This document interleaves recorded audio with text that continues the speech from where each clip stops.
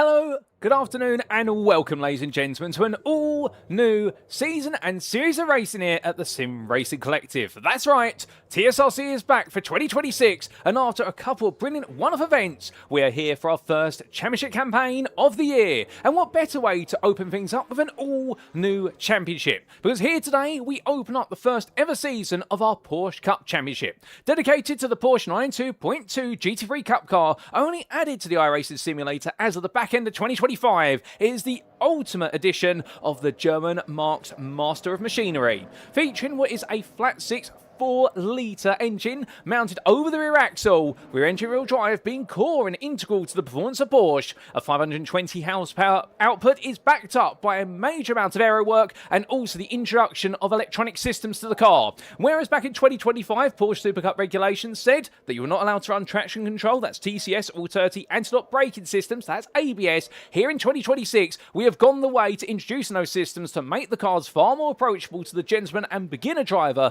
but it also makes them even harder to master for the experts. Because yes, the electronics will be able to make up for perhaps a difficulty in ability at certain points, but the thing is you need to lead into those electronic systems to be able to get the most out of the car, and it's finding the limits on those systems that is going to be as key as being able to master the art of deploying that 520 horsepower and getting the car rotated through every corner and sequence. But where are my manners? Allow me to welcome you to this live broadcast from Circuit Side as you tune in today on the one and only place you can catch all the racing action for the season, and there's of course on youtube.com, and search for TSRC or the Sim Racing Collective, and you can be catching it all live there. In the content you have myself, my name is Paul Walsh, and I'll be bringing you all your racing action round after round as the season unfolds.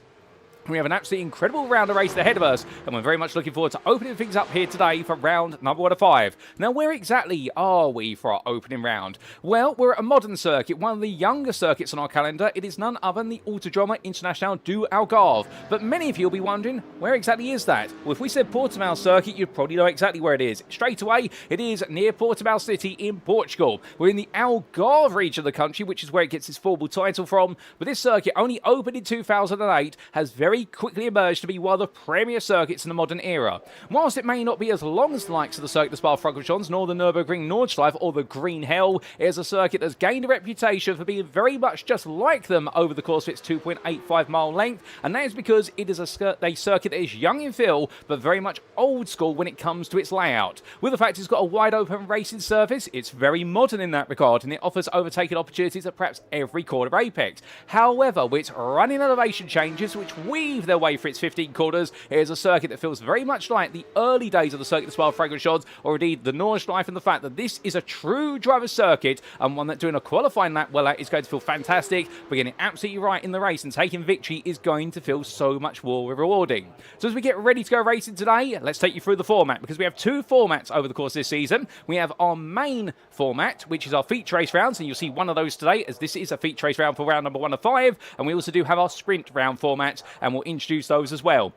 And it does mean on our schedule, we'll have our qualifying session due to get underway in approximately 1.5 minutes time, where all the drivers will make their way out of the circuit, a completely open circuit, whereby they'll all be out there looking to go for pole position, after which at approximately what will be 20 past 1 this afternoon in UK time, so that's Greenwich Mean Time, GMT, or Universal Coordinate Time, UTC. We'll see all our drivers out there looking to go for victory as they roar their way away. Meanwhile, our sprint round format, well, that we'll see in rounds 2 and 4, 2 races where we break up the racing into what is 2 shorter distances, a 20-minute sprint race followed up by a 30-minute sprint race, and the top 6 inverted for that second grid. But you'll see that in a week's time, not here today. But as we come into this, we've got time, so let's really take you through all the ins and outs and what you can expect over the entirety of our 5-round season campaign.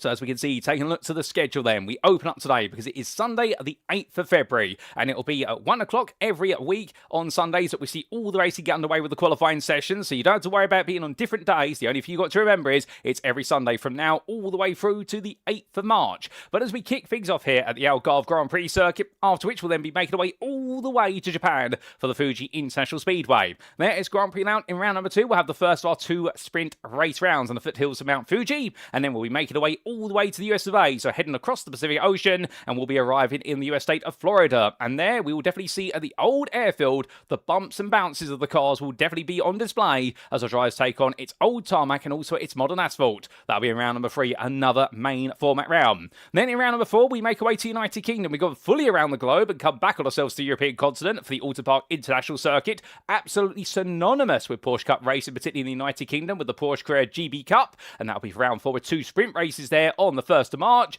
And then to bring the curtain down, we make our way backwards to the US of A. We head to the state of Georgia and we complete things with the roller coaster rider road racing. That will be Road Atlanta, the Michelin Raceway at Road Atlanta, as it's fully titled, round 5 of 5 on the 8th of March. A brilliant mix of circuits, no doubt about it, and 5 circuits that are iconic. They have all played host in their past to Porsche Cup racing in the real world, if they don't currently do so today, and also on top of that, they are regular features on the iRacing official Porsche Cup by Conspit calendars, and therefore you can imagine that we really will see the very best of our drives from lights out to checker flag each and every round and over the entirety of the season. So that is our schedule, and an absolutely brilliant schedule there put together by the Sim Racing Collective admin team. Well done to this. They picked some of the best circuits in the world, and let's talk a little bit about our host circuit for this round.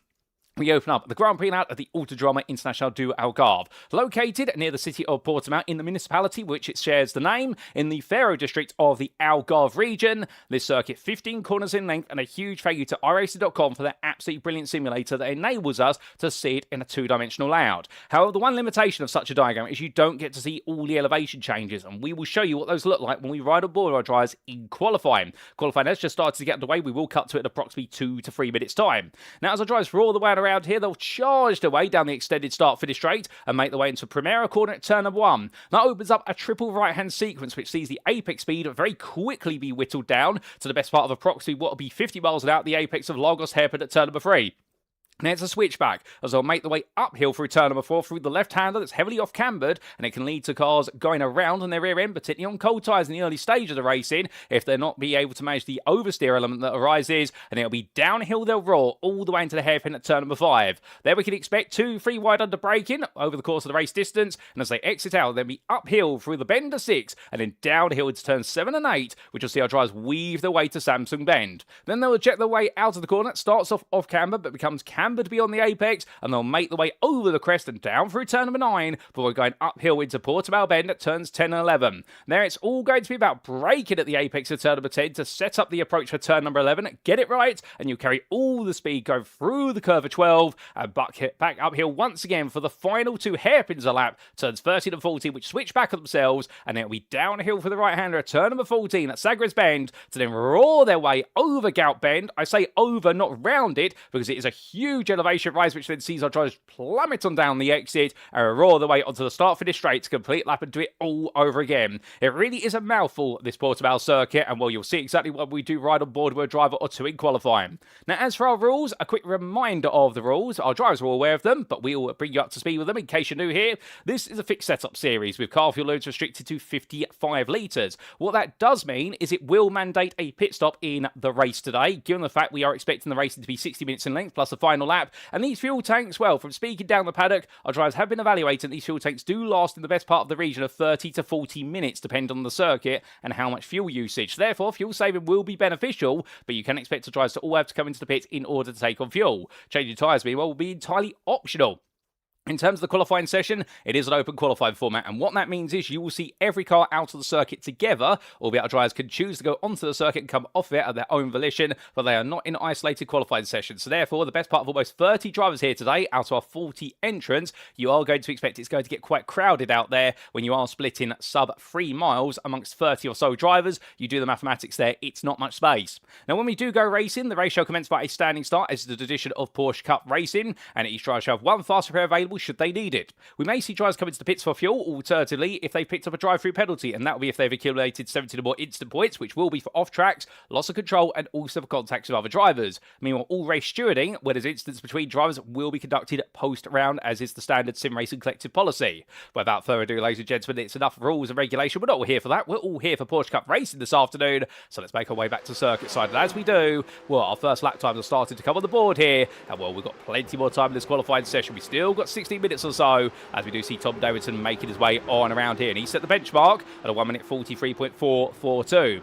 Now, what's absolutely brilliant about this grid, of course, is for our first series of 2026, you've got plenty of regulars, not just drivers from the Sim Racing Collective Esports, such as Davidson, but also likes, for example, of Guillaume Hamling, the Craps Racing driver back once again from Luxembourg. We're very happy to see him on the grid here. It is a very white machine here today, the 351, or should I say silver there, to be fair to it. Albeit it is a very shiny car, no doubt about it. I get the feeling it may not be as shiny come the end of today, but that would be because of dust and gravel, potentially, that is gradually blown onto the circuit. But we also do have plenty of fresh faces on the grid as well, and indeed the uptake has been absolutely superb. Including fresh faces on the grid, we do have none other than Edvards Keziks, and right now we see the Keziks racing driver making his way up the hill there, albeit I do believe a little bit in crowding with the machine in front of him. As I come through, the rainbow livery machine right now, where definitely stands tall there as he looks to try and find his way on past the gentleman in front of him. And what I do believe that being the car of none other than what is Patrick Magiowski. And well, they've swapped place in the end. There is the Red Bulls racing driver, the Polish driver there, new to the grid at the Sim Racing Collective as well. And we wish them both the best of luck today on their debuts at the Sim Racing Collective series, as far as I'm aware. But it's always good to see new blood as well as veterans returning from our previous series, such as the MX-5s and the GT4s. And that's why you do have an absolutely brilliant grid, and well, almost 30 drivers here today, and we're very keen to see how they all get on.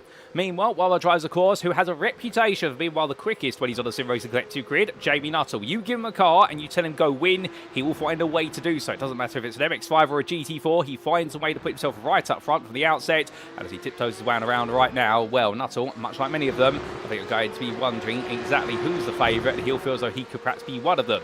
Now, we are expecting the risk of rain here today, although when we checked the weather forecast, it was a very low chance of rain during the race, about what was 1 to 10%. So therefore, everyone's on the dry tyre at the moment, but we're not going to be showing you those tyre compounds unless we do see a heightened risk of rain here, or the rain does fall. But just keep that in mind, there might be some rain at some point, but there is a very low chance of it today here in Portugal. And boy, it's mostly going to be cloudy and sunny skies. As Nuttall makes his way on around here, currently the fastest. Well, he's still got plenty of time in this session. All the drivers have to try and make some magic happen, and we'll see what is going to come about. Now, if you are in the YouTube chat, don't feel shy of saying hi, because we're always happy to say hello to you, whether you're a long-time fan or totally new to tuning in today. Well, there's a place for you here, as we do see a continued place on the grid for Stefan Hutter, which is great to see. The Cracked Racing driver back once again, perhaps overshadowed a little bit by some of his teammates, but he's always had some good battles, as we do say hello there to none other than the Time Consumer. And I hope you're doing well, good sir. He says, that's quite the calendar, that. Shame it's only 5 rounds, and indeed only 5 rounds this season, but to be fair, we really have picked a very nice calendar of rounds, and therefore very happy with that. But if there is popular demand for this series, well, never say never. We'll definitely be looking at bringing back a season 2 at some point if the season goes down well, and well, we do hope it does so, of course. We're always here to try different new things at the Sim Racing Collective, and that's why we went to open up 2026 with a bang, with some big bucks here in the Porsche Cup. We also do say hello there to Gardner 805, and I hope you're doing well, Gav. And we also do say hello, well, Mav, I should say. I'm thinking of another driver whose surname is Gardner there as well. Goodness me. And well, I don't think Mav Gardner and Gavin Gardner have ever shared the same grid. Are they the same person as the running trope would go? Probably not, to be fair, but very happy to see Mav Gardner in the YouTube chat. And I hope you're doing well, good sir. We also do say hello there to none other than Checho Garcia, and good afternoon to you, good sir. It's good to see you here. I hope you're having a good time. And we also do say hello to their Taylor Mailer, who says the 374 and the 364 look goated.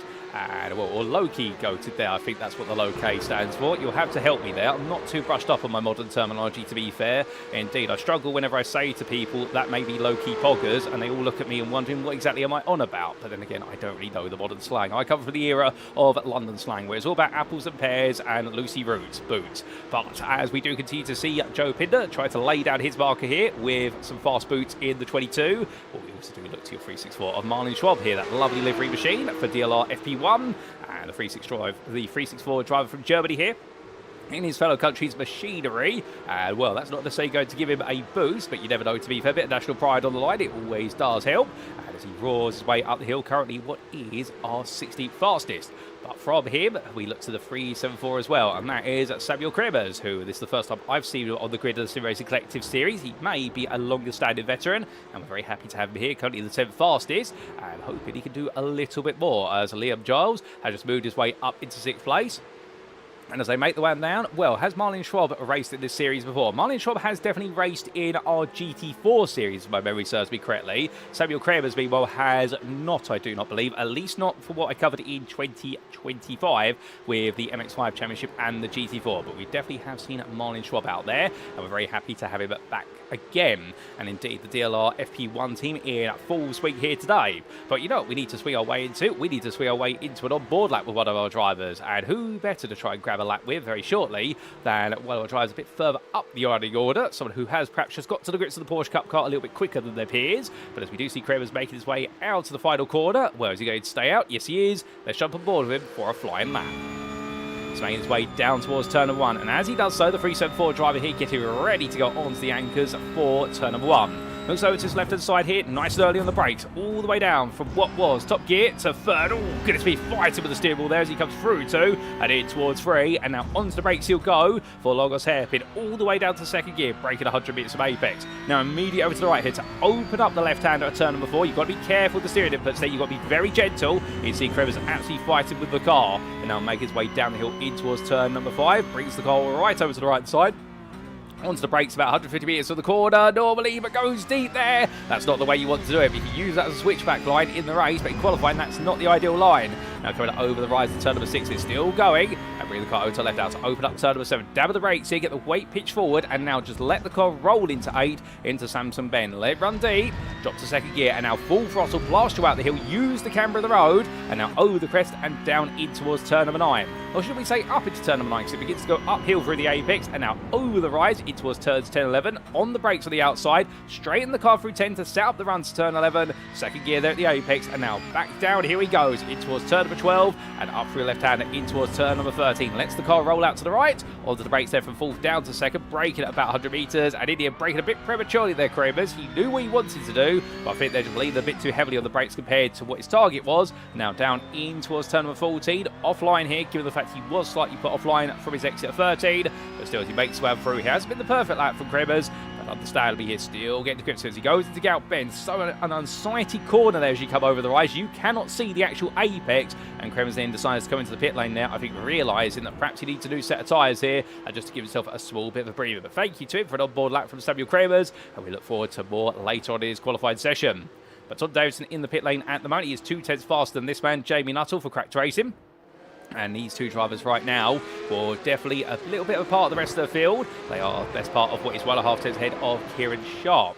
Now, if you are sat there right now, such as Taylor Mailer is, and asking the question, can I still sign up? Are sign-ups open for this series? I do believe they are. Of course, you will be joining midway through the season, so therefore you will be at a slight deficit when it comes to championship points. But the short answer is yes, and we'll be informing you at the end of today's broadcast how exactly you can get on the grid for any of our ongoing and upcoming series at the Sim Racing Collective. But if you are currently a member of the Sim Grid, or you do use the Sim Grid, definitely go there, because that's where we host sign-ups for this series, and you'll be able to find it there. If you search for the Sim Racing Collective on the Sim Grid, you will be able to see the details of this series, and definitely, if you want to be on the grid for the next round, make sure you get your name registered there. And if you can't for whatever reason, we'll tell you alternative means by which you can get in touch with the community and get yourself onto the grid for rounds 2 onwards, because we'd love to have you out there if you're here, because indeed the more the merrier, I say. And I do believe that whilst we had mostly a full sign-up option, well, at the same time as well, it's always great to have additional drivers. Even if you end up being a reserve, you can always expect over the course of the season a couple of drivers will drop out, not because they don't want to race, but because real life gets in the way,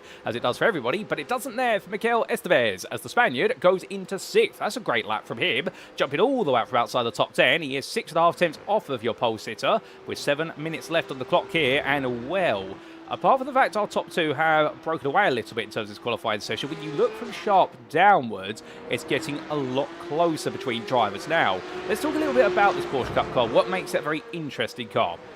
Now, the previous edition, the 992.1, which we saw in iRacing all the way from what was 2024 to the end of 2025, well, the Porsche Cup car there did not have ABS or traction control. Also had 510 brake horsepower from the rear wheels rather than 520, and also had a little bit less aero. The 992.2 has, of course, changed that now. Firstly, an extra 10 horsepower. The idea is just making the car a little bit more punchy and powerful, so the lap times will naturally come down on those straights. But the biggest thing is not just the aero refinements, particularly that have been made around the front section of the car, but the introduction of electronic systems. Now, some of you might be sat there thinking, well, the fact that we've added TCS and ABS, what makes these cars really easy to drive. yes and no. They make these cars a lot easier to approach for a newcomer. So if you've never raced one of these before, the fact that if you go a bit too heavy on the brakes now, you don't have to worry about the brakes locking up. Instead, you have to worry about triggering the ABS and therefore the car understeering into the braking zone or just going deep. That's now the thought process here, rather than the big lockup and overheating the brakes and the tyres with it. However, the downside of electronics is now you need to drive this car in a way whereby you only use the electronics when you absolutely need to, because if you trigger the ABS, it overrides the brake inputs to the driver, and what it does essentially is it takes control and says, right, minimise the amount of brake input to stop the brakes locking up, particularly the fronts, and therefore the car naturally goes deep. The same with the traction control. If you are too aggressive at what we like to refer to as stabbing the throttle, which is where you really are pushing the throttle from what is 0 to 100, and that's what normally triggers the traction control, and it causes the wheels to spin too much at the rear of the car, so the traction control will kick in and go, actually, I'm not going to let you do that, I'm going to restrict the power to the rear wheels. So that is the challenge of this console, particularly for anyone who considers themselves a master of a Porsche Cup car. That's what, from speaking to drivers on the iRacing official series and also in other series around the globe, and also finding of the Sim Racer Collective, that is the one thing they're finding the hardest about these cars, is the fact now you have to essentially work with the electronics rather than rely on the electronics. It's not an easy relationship, and indeed relying on them too much is going to take away just as much lap time as you would theoretically gain. As more lap times are coming on in, we do see an improvement there from none other than Otto Karis, as the Dutchman now moves up to 9th place there, the Flying Dutchman, an appropriate team name there, as he makes his way on through. And I wonder if that is a reference to the ship of a legend, or alternative, whether that's an alternative reference to perhaps something that he's done in his life. And well, I can imagine that must be a bit of a drinking story there if it's the Flying Dutchman, if it's in relation to what Otto Karis has done in the past. But we're going to park that there. I'll have to ask him about that at some point. But as he makes his way onwards, Gardner asking, is there any sign of rain? Not currently. We have got quite a bit of cloud. We have got a bit of sunshine here. And in terms of the risk of rain that we might be expecting, well, there is your weather. And you can see 0% at the moment at the bottom of the screen. We have got a dry circuit. However, as we mentioned earlier, the rumour is there is a very low chance of rain in the race, but it is only a maximum of 10% of a chance, so it's quite remote. This might be a dry one all the way through, but never say never, to be fair, because if we have to use the Anchorman Legend of Ron Burgundy quote, when there's a 10% chance to rain, it's going to rain every time. And well, if anybody knows what I'm referring to, I've slightly butchered the quote. You all know that movie quite well. But as we do see Otto Karis making his way up the hill right now at the circuit, where the ambient is 19 degrees centigrade and the track is 24, so a cool circuit as well, which will definitely be helping our drivers out here, although a very high level of wind, 18 kilometers an hour right now. That is a strong gust here. That is definitely going to make the car move about through these corners a lot more than normal, where it is going to be a bit challenging for these drivers, and they'll have to get used to it. But through the way on through and down, well, we can definitely see there Otto Karis right now carried his way on. And well, meanwhile, we do see the Malaysian driver here of Johan Arifin. And well, the privateer, new to the grid. Very good to see him out there in a very colourful livery machine, the Camelot car, in the number 69. So looking nice. And he is currently all the way back in 17th place. But given how close it is right now, particularly as we were saying earlier, the fact that from 5th all the way through to what is 16th place, that's 12 cars separated by less than a second. This is a very close mid-pack right now, and I think it could really come down to the circuit and the luck on the day for several drivers here, even if you are currently your lowest place driver here of Leon Brookie, the Red Bull's racing driver here. I think thinking to himself, you know what, it's not about how you start the day, it's about how you end it, and that's definitely a key accolade. And with 60 minutes of racing on the cards, a lot of tyre degradation to be picked up, and also it is a test of endurance, because these Porsche Cup cars are not normally raced for more than a maximum of 30 minutes of the single race in the real world. It is normally a sprint series. Right now, taking these cars a bit the extra distance is going to require quite a bit of patience and temperament behind the wheel. But making its way onwards, well, meanwhile, we do look back to your pole sitter. Provisional, that is, as that was a spin there from other drivers that we briefly cut away from. And as Davison makes one around, he's got 2 minutes and 10 seconds to lift to try and make sure he's on pole. Jamie Nuttall has not been able to find a response so far, but don't rule this man out, because he comes out the final corner, runs very wide there. That is going to be an invalidated lap, and that could theoretically be a slowdown as he goes on to one more tour. Well, definitely there, his next lap will not count, given the fact he's run out so wide. And we'll make his one down right now. Nuttall will have one more chance after this. He is going to get an extra lap in, and we'll have to wait and see what he's going to be able to do for cracked racing. Kieran Sharp and Jack Southwood, they're going to be on your second row. Things finish where they currently stand, but Sharp only 7 thousandths off of the back of Nuttall at the moment. It is looking very close. And, well, as these drivers continue to make the way on through, and, well, it's going to be now one of those situations whereby I think for Southfield, he'd like to get half a tenth if he can to be third, but I think he'd be happy with where he is. His car round there, that's your number 84 that's gone for a spin. That's Raymond van Zutphen, I should say, the Flying Dutchman. I do apologise for butchering names here. As the number 84 driver makes his way on through. Well, right now, he's had a bit of a spin, but he's got himself back together. And, well, as he does glue himself back together, how exactly did he manage to achieve that? And, well, here's a replay to explain.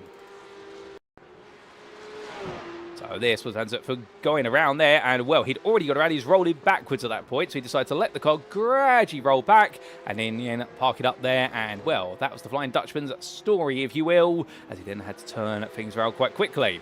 But back to your live race we go. And as we do, all these drivers continuing to make their way around and hoping just for that little bit more.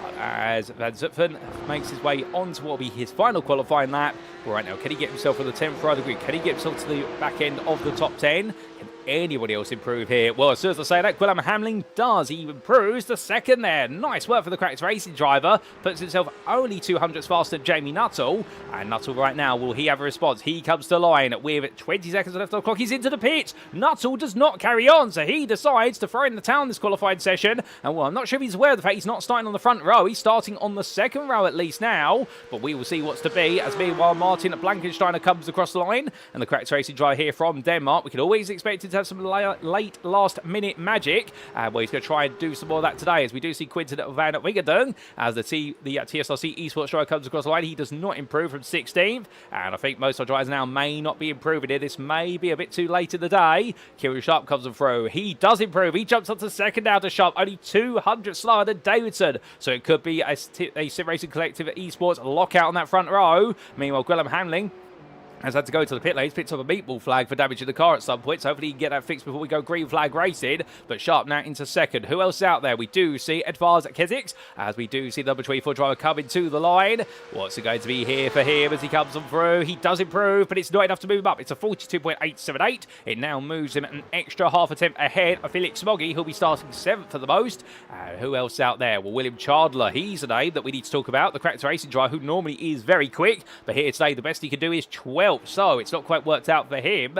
We have got also Patrick Magiowski making his way on around. And as we do see the number 17 coming through the final corner, well, the Red Bulls Racing driver tucks in tight. He decides there's no point putting up a fight. He gives that one up. And it'll be Gareth Ronda coming through for Cracks Racing. The 230 driver, he makes it out the final corner. He is going to try and improve from 22nd on this grid. 3.3 seconds off the overall pole time. To get into the top 20 right now, he would need to find at least 1.2 seconds. He does find some time. He only finds 8 attempts here, which is a lot. It's a 45.069, but it's not enough to get him into the top 20. 21st is going to be where he starts, as Blankensteiner comes to the line as well. The last of our qualifiers, and as the Cracks Racing driver comes on through, he jumps up to 7th. It's a last gasp, but he gets it down to 43.095. Lovely work there for the 96 driver, and puts himself now onto the 4th row. So that is qualifying complete, ladies and gentlemen. And, well, it's going to be a TSRC Esports 1-2 for Davidson and Sharp. Behind them, it's going to be Gwilym Hamling, who starts in 3rd ahead of Jamie Nuttall, with Jack Southwood having to take 5th place ahead of Edvard Keziks.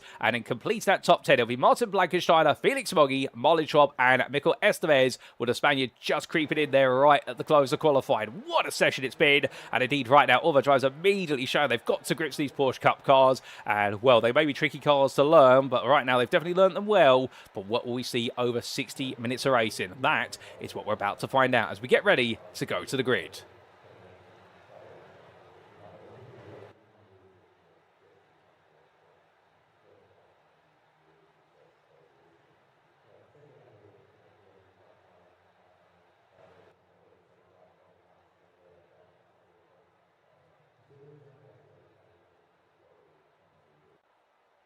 And so as we make our way to the grid, this is how they'll all line up for our one and only race today.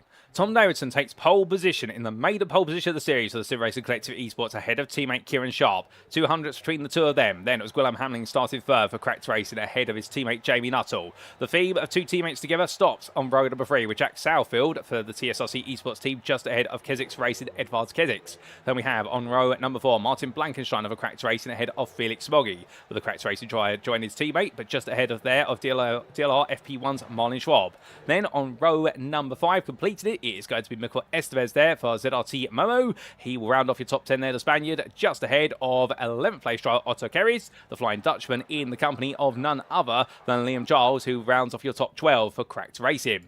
Outside the top 12, we have William Chandler starting 13th alongside his teammate of Stefan Hutter. Then it is going to be on row number 8, Samuel Kremers for DLR FP1 ahead of the Sim Racing Collective Esports' Quinton van Wingerden. Then we do have Johan Arifin, the privateer, making his way into 17th ahead of Martin Foster, with the RPMS Simsport driver then going to be followed up by none other than the Flying Dutchman's Raymond van Zutphen, and he'll be ahead there of Patrick Makiowski, the Red Bulls racing driver, completing that top 20. Outside the top 20, we then do have 21st, Gareth Ronda for Cracked Racing ahead of the privateer of Joe Pinder. 23rd on this grid, it's going to be Mitch Wollison, the Canadian driver there. He's got a lot of work to do for Aspire, but he will be ahead of Leon Burkey. The Red Bulls racing driver starts 24th and will complete your starting order. So 24 drivers on this grid, ladies and gentlemen, all absolutely dialed in and ready to go racing. A lot of cloud has come over the circuit. Still no expectation of rain right now, but you never know what could happen. We do go green flag race to the call. And remember, this is a standing start. There are no formation laps in this series, much like Real World Porsche Cup racing, which evolves all the way from the national level all the way through to the International Super Cup. And these cars have been modelled to Super Cup specifications for 2026. And we are very keen to see who is going to be the superstar in the Super Cup car very shortly. As we do show you the weather on the right hand side, still no percentage chance of rain yet, but we have seen track temperature slightly spike and ambient temperature is holding steady at 90 degrees centigrade as our grid holds steady for just a little bit longer. But for Tom Davidson, it's going to feel as though it's a very short run down towards turn 1, but he needs to nail the start and make sure he does not pick up too much wheel spin or have the traction control bottom the car out. But if you start a bit further down the order, such as for Martin Foster all the way back here in 18th place, he'll know a good launch could be worth several places at the start, but he'll need to be on the inside into turn 1 because it gets very tight at the apex there, and too wide into turn 1 is not always tantamount to success. It can be tantamount to disaster.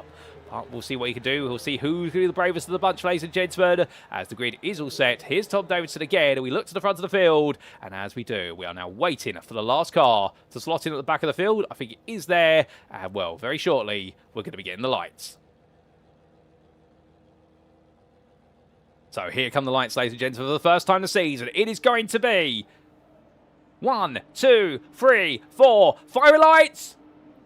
And the Sim Racing Collective Porsche Cup Championship gets under the way for the first time with Tom Davidson launched off the line, but Kieran Sharp matches him as they make their way down the hill in towards turn 1. In the second phase, Davidson does get clear as Jamie Nuttall looks left, then looks right. They all come into the opening corner, and the rest of the field now barrels its way in. 2, 3 wide for everybody here as they come through. And now in towards turn 3, they go onto the brakes here. Your leaders making the way through. Davidson still being held up by Sharp and what is Nuttall. But as all these drivers make the way around the hairpin right now, you can see more 2, 3 wides. We do see the Rexy machine then go battling. Martin Foster getting right into the thick of this as the RPMS Simsport driver couldn't quite make progress. He's lost out. Car spinning. That is going to be Wollaston there making his way around, coming out to turn 4. That's gone wrong. Meanwhile, going right is Jamie Nuttall going up the inside of the left-hander at turn 5. And in the end, Sharp still on the outside there. And here comes Jack Southfield trying to help out. They're going to go for the squeeze. It's going to get very tight there into turn 7. Keep it clean, guys. It's been great so far. And as they make the way in towards the break-in zone, you can see Southfield now. He's got some confidence. He's got some tyre temperature. He suddenly wants these places. But a little bit deep there at Samsung Bend. That is going to be Mikkel Estevez, who loses at 10th place to Marlon Schwab. Schwab up another place now after losing out at the start to Otto Keris. And Keris has been one of the biggest gainers inside the top 10 as he makes his way over the rise here. You can see all these drivers right now definitely getting themselves dialed in. Is this a run deep there? That's going to be a very long run wide there for Marlon Schwab. And Schwab suddenly losing all the place he gained and then gets elbowed there by what was, I think that was the car of Samuel Kramer as he tried to rejoin, although don't quote me on that. And he went a bit wrong there for the DLR FP1 drivers. He now has to go defensive here and he's going to be side by side with Stefan Hutter, who tries to get back some place. He's lost early in the race and Marlon Schwab right now is being pushed down the field like a stone as they roll the way through turn number 14. Well, this is just the open of that. You've got plenty more of these to come before all is said and done. I can promise you that as all this field now makes its way back on itself. But as Tom Davidson now makes his way towards the timeline after one lap, it's Davidson ahead of Sharp, followed by Nuttall. Then we have Southfield, Hamling, Smoggy, that's the top 6. Then it's Kezix in 7th, ahead of Blankensteiner. Carries Estevez, top 10 complete. Liam Giles meanwhile complete what will be your run to best the rest in 11th place. And right now he's all at the back of Mikel Estevez as he tries to get into the top 10 for the first time today. But he's had a good start, as with several other drivers, including Samuel Kremers behind. The DLR FP1 driver here, rolling on the back. But we do see Giles up the inside there of Estevez. That's in towards turn number 3. And it's a good move for the Cracked Racing driver in the all black and green machine. And he makes that count nice and early. I think Estevez here might just be tucked in right now and looking up for the long journey. We're getting ready to come down to the hairpin this time. There'll be no change between them. As a bit further back, we do have Gareth Ronda. He's just found his way past Martin Foster. He's going to look up the inside here versus Masialski. And when he can't quite find that move, he is going to have to wait just that little bit longer. So it does seem as though right now the Polish driver is proving to be just a little bit harder to close down to versus Foster. But we have had a couple of instances of drivers as well that have served to shake up this field. We will get you a replay of that race start shortly, and also some of the open lap incidents after a couple more laps to turn. But back to William Charler we go, and as we go to your 12th place man, right now falling away a little bit from Estevez, falling back, he does, but to be fair, that might be to just give himself some breathing room here, because these cars, they don't have too much air on them, they're not quite as aerodynamic as, say, a GT3 racer, of which you will see the equivalent of GT3 racing of the Porsche 992.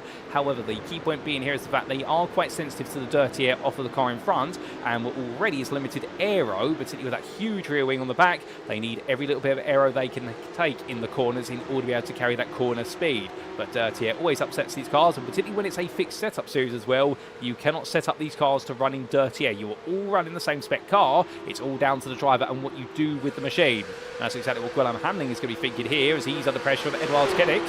As Kezix looking in the middle of the road here, he's going to try and look round the outside. Hamling goes defensive. He'll be pitched to the centre, and as they go too wide into the opening bend, it's a lovely move from Kezix. Can he complete the move? The answer is yes, he can. He moves up into 6th place, does the Kezix Racing driver, and well, that was absolutely textbook there. And it does bring Blankenstein and Karras now into the fight as these two look on the back. We do have a slowdown off camera for Van Wigenden. That's where you can see a yellow flag against his name. That indicates a slowdown. Black flag, meanwhile, means he will have to come into the pits for some form of penalty, either a drive-through, that's typically what it's for, or a stop and go, which will be awarded if he is not able to clear the slowdown penalty he's picked up. So therefore, Van Wigenden right now will have the best part of 30 seconds after that being awarded to give back the time that iRacing has deemed he needs to give back. He does that there, pulls off racing line and bleeds to speed. It's not easy to do effectively here, so therefore Van Wigenden, that's going to be 2 more places lost, as meanwhile Marlon Schwab up around the outside there of what was Joe Pinder. Pinder taking all the apex curve at turn number 7 and discovering why you don't mount the sausage curbs there at that right hander, because it calls the car to bounce around. And one thing we didn't mention earlier on is these cars, they do have what is nicknamed the pogo effect, where they are very sensitive on their suspension, particularly when you do hit bumps in the road, as that's going to be a big move there from Patrick Michalski, and in the end he can't quite make it work, but as he comes on through, the Red Bull's racing driver right now absolutely on attack here, and in the all-red machine right now, he's definitely not seeing red, but everybody else will be if he carries on this way, but for good reason, because your number 17 driver here, he started 20th, he wants more place, he looks one way then the other, and we ride on board as he goes to the switchback here down through turn number 14. He's experimenting with the lines, and who can blame him for it? He's going for it, and he deserves to try and make a move here as he makes his way through Gout Bend, but the problem is, unsighted over the rise, and well, of course, we're sat above the car, which makes it easier. You can see that understeer creeping in there, the dirty air just washing the car out as he powers his way along, well tucked into the toe, firmly so. The Red Bull's racing driver right now will fall back a little bit, but Gareth Ronda meanwhile is getting closer and closer, little by little. We look back for the rear of your 17, and that's where you can see Ronda, but they are going to stay as they are for the time being. No change between these drivers, they are pushing each other to the limit, and well, where will the limit be found for one of them, as Pinder really is struggling in these braking zones at the moment. You can see the way Masialski does close up to him as they come through turn 3 into 4, and I think right now Pinder just getting used to the electronics. A lot of these drivers will have driven the cars in the era without the ABS, and I think that's what they're trying to understand right now. It is a big learning experience as Masialski again tapping Pinder on the rear, and right now I think the Red Bull's racing driver knows there's a lot more pace to be had, but he's got to find a way to get past Pinder, and that's the only problem. When you are behind a driver who is slower compared to you, you have to adapt to deal with them, or you've got to send it on them, and right now he's trying to figure out exactly where he can send it. Meanwhile, we come back to the front of the field, and we can see that whilst Davidson and Sharp might be leading, they are not pulling away, with Nuttall and Southwood right now staying right with them. But Nuttall is the wolf amongst the sheep here, because he is the only non-TSRC car inside that top 4. And we see Felix Smoggy just that little bit further back. And right now the Cracked Racing driver here in the Polaroid camera machine, making his way on down there. Goodness me, the era of the Polaroid, that takes me a long way back, but still I can reminisce on that another time, as the German driver here looks to go on the attack versus the 98, but the gap is 1.4 seconds, but he's still still got a bit of breathing room there, and that could help him out with regards to what is dirty air, and therefore not worrying about overheating the front tyres as rapidly. But down that start-finish straight they come, and as they do, we'll make our way on to lap number 5. And a new fastest lap place from Kieran Sharp. What was there? A 42.472, so a good lap. And right now, Sharp definitely building up some momentum. Albeit, I think all the drivers right now definitely just get themselves set up for the long run. As we go a little bit further back here to number 17 of none other than Maciejowski, as he looks to continue to attack Pinder. Does he go for it to one this time? He thinks about it, but he's never quite close enough. But Pinder does go wide. This has got to be a gold opportunity here. Pinder will come across, and in the end, with the Red Bull's racing driver puts his nose in and says to him, no, you don't. They'll make their way into the hairpin. Pinder trying to hold the outside to the inside, and he just holds on just a little bit. It's so slender, but the pressure is building. And Pinder with that run wide at turn 1, he has picked up a slowdown. So right now, this fighting is effective for nothing. He is going to have to give that time back, but he doesn't want to give it away unnecessarily, and he goes to turn in versus Maciejowski as they come through the left-hand of turn number 5, and these two drivers right now side by side up the hill. He has burnt the slowdown intriguingly into that trail braking zone for turn 5, so they're going to be too wide over the rise here, so it's going to give us a great fight as a result. They're still too wide coming down the hill, but in the end, a small touch. There's a very small touch. It sends Maciejowski wide. He does rejoin, but he joins now behind Gareth Ronda. He comes on through. He tries to go around the outside of Ronda, and in the end, oh well, I think there, right now, it's definitely gone backwards, and it's going backwards even more so as Martin Foster gets on through, and Raymond van Zutphen then almost makes the move on him as well. And from Maciejowski's perspective, I think he'll be fuming at the fact that essentially Pinder gave him the elbow, but in the end, I think as he tried to rejoin, he rejoined on the outside line onto what became the racing line on the exit curb, and in the end, I think the drivers who were making their way through the corner at the time, particularly Gareth Ronda, had nowhere else to really go at that point. Once you're committed to Samsung Bend, you cannot back off, because if you lift off the throttle and exit, you will spin the car around. The preload, particularly on the rear right tyre, really lights up on that corner exit, and that's when you do see drivers go spinning around, particularly in wet conditions here, albeit we're in the dry at the moment. But as our battlers do carry on, well, we'll get a replay of that much more, because we are about to head back in time to take a look back at the race start, and here we go. So this was your start of the race, ladies and gentlemen. All the drivers got themselves underway, and well, looking to the very front of the field there, and it was a relatively smooth start from Tom Davidson. At first, Kieran Sharp was the quicker launcher, but once they got to the second phase, into second gear, that's when Davidson was just able to hold on. As all the drivers made the way on through, looking to the wonderful blimp camera there, you can see all the field together. Plenty of side-by-side action through turns 1 and 2. Everyone being very respectful of each other, to be fair to them. Well done to all 24 drivers making it through the first 2 corners. It's not always easy. Then we had a bit of a concertina effect there, and right at the back we saw some good battling as well, included Leon Bucky as the Red Bull's racing driver got involved, but it went a little bit wrong for Mitch Woollerton, who went on around here coming out to turn number 4, and now we go down to your lower cameras to understand what happened to him. So this was the Aspire driver making his way through, and in the end for the Canadian, got the power down, tight exit line there. That's never a good combination on cold tyres, and in the end just too tight an exit, too much steering lock, and the rear right spun up a bit too aggressively, and the car was pitching too hard one way. Meanwhile for Leon Bucky, this is what went wrong for him on lap number 1. The Red Bull's racing driver from Switzerland went onto the brakes in towards Samsung Bend, took plenty of apex, but got the power down, and the rear of the car just said, no, we're letting go. And in the end, he went completely around there, and I think that's an easy mistake to make, and one he'll look to correct next time. We then had this for Patrick Maciejowski, of course. This was the big battle between him and Pinder, where there was the contact between the two of them. Went to rejoin as he made his way up the hill, and as he did so, elbow there of Gareth Ronda. We briefly caught it on the secondary camera, and that's what sends him out there. Maciejowski will be arguing that he should have been elbowed off. I think Mel Ronda would argue, where exactly was I meant to go?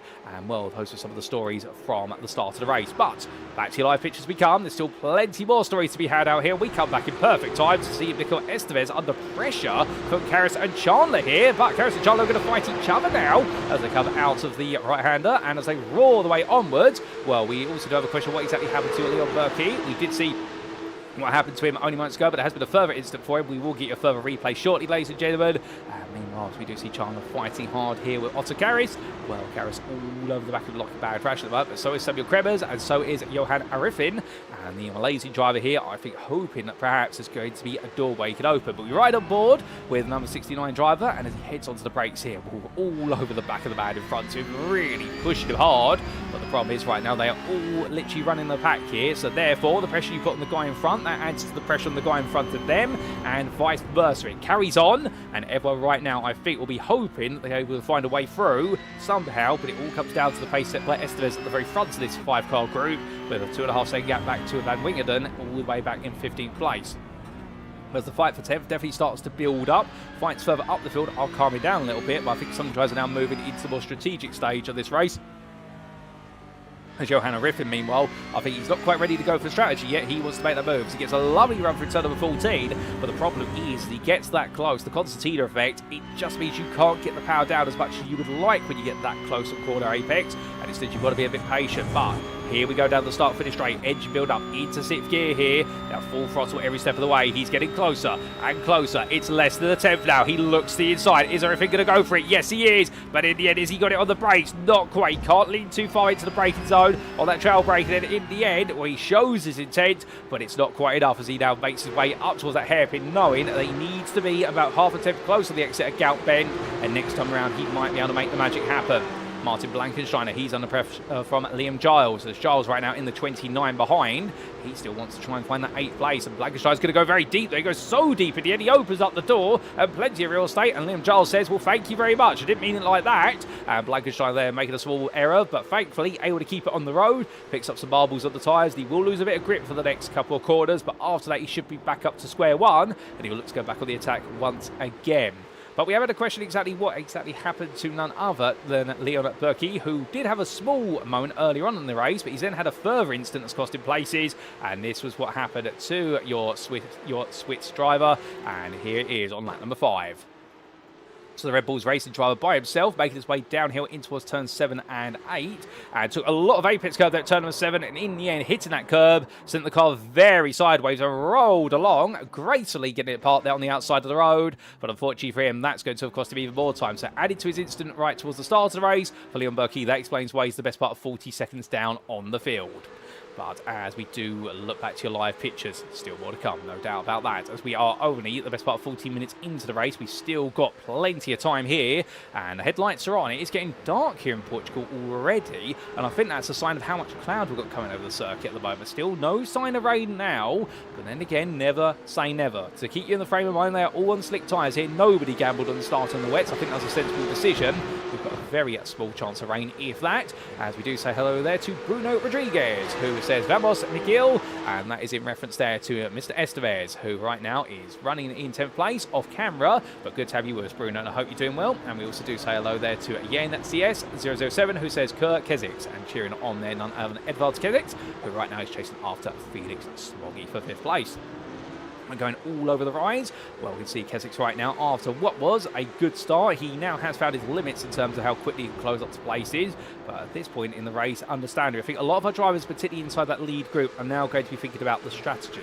The idea being, of course, we do have a restricted fuel tank. It is going to force a fuel stop in these main event races, these 60-minute feature races.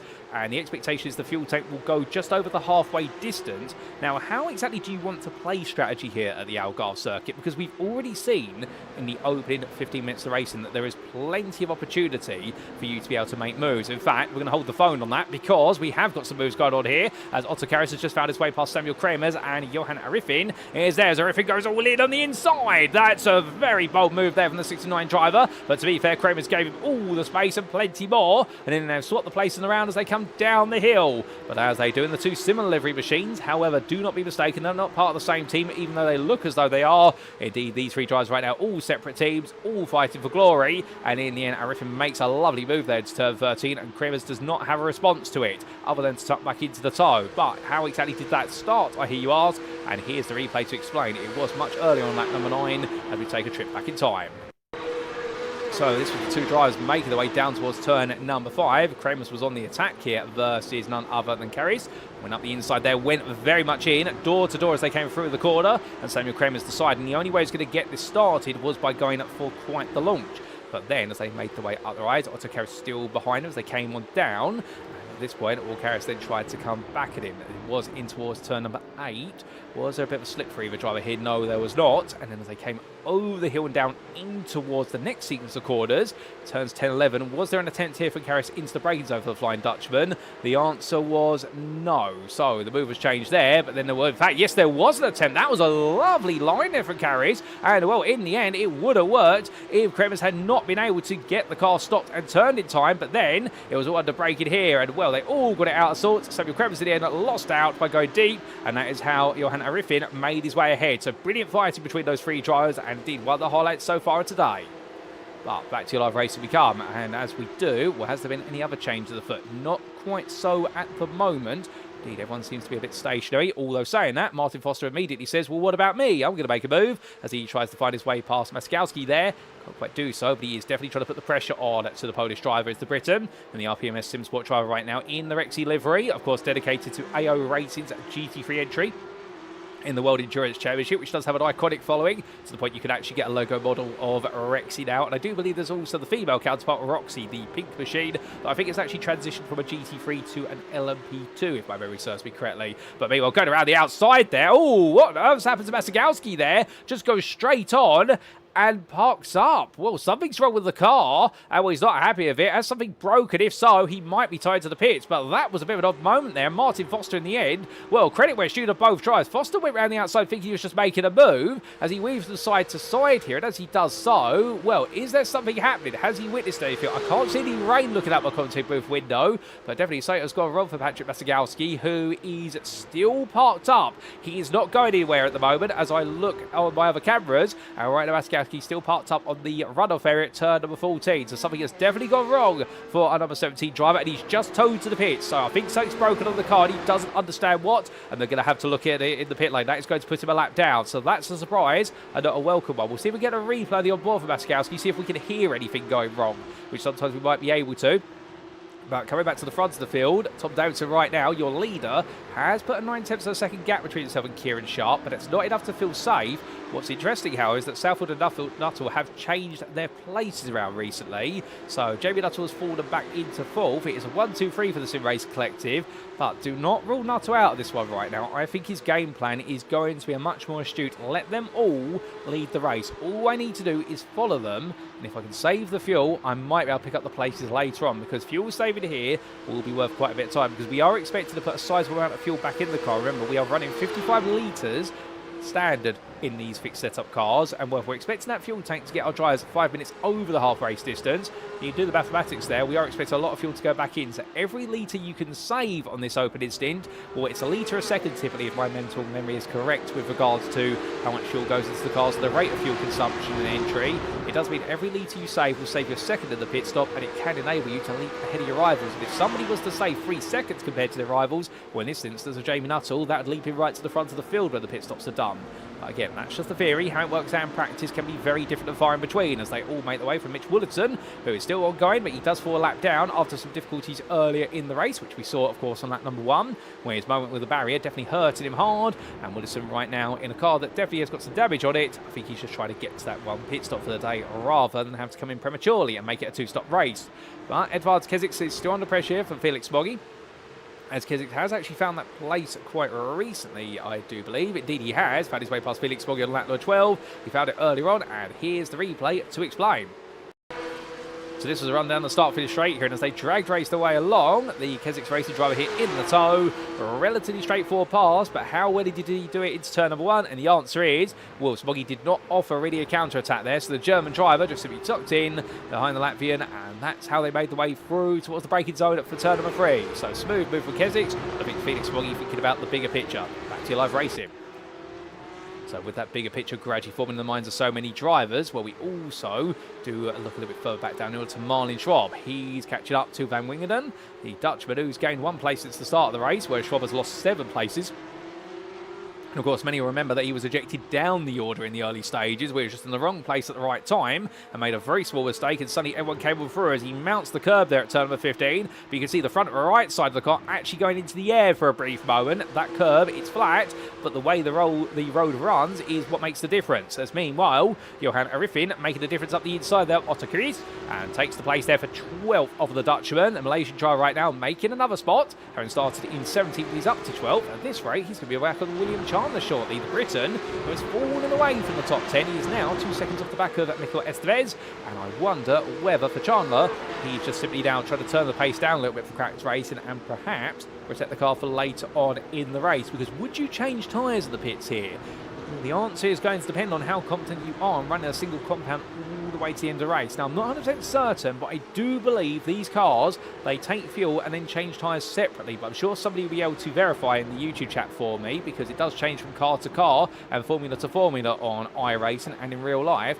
But if you can't change tyres at the same time as taking on fuel, then you won't want to change tyres at all, because you will lose so much time in the pit lane changing the tyre. It's normally the best part of 7 seconds a tyre if so 28 seconds for all four, but you may see drivers only change 1 or 2 tyres, and it's the ones that are abused the most, which here at a circuit which does run clockwise will be the left-hand side tyres. It will be that left rear in particular that will need the most work done to it, because of the fact that you do have a lot of work with rear engine rear drive car. All the power's going to the rear wheels, and well, as we do see there, Woodson stepping aside, letting a lap go to what is the cars in front of him. Well, meanwhile, we do look to Felix Moggy here as he's down the counter-attack, albeit he was on the counter-attack versus Kesix, but he's in fact now being attacked by Guillaume Hamling. Hamling trying to come back at him. We've started third, and the Luxembourgish driver has been sent a long way down the order, as meanwhile, oh, this is getting a bit interesting here, coming through turns 2 into 3. Jamie Nuttall all the way on the outside there at the corner, where he gives the place back. I think that would be considered an off-track overtake if he completed the move from 2 into 3, but definitely they're getting closer to Jack Southfield. I think they both encountered what was the lap down car now of Leon Burki, the Swiss driver there stepping aside, and all doing very well to do so. It's not easy at some of these corners to respect the blue flags, but we do appreciate the fact that Burki and company are doing a brilliant job of doing so. Right now, Jamie Nuttall, well, he wants that third place, but he's got to find somewhere else to be able to take it, because this top 4 right now staying static. Felix Moggy, meanwhile, he's still got the pressure of Hamling behind, but he's actually called back up to Kesix here, so this continues to yo-yo back and forth between these two. Looks up the inside, small bit of contact there, and Smoggy in the end, he will get the run, but now it's going to be too wide over the rise here, and we backed off intentionally to make sure both cars didn't spin, but of course he's had the better traction out the corner, so now it's the inside of 9, 10 I should say, for the outside of 9 in towards 10. He's going to go all on the brakes here, and Kesix meanwhile just tucks in.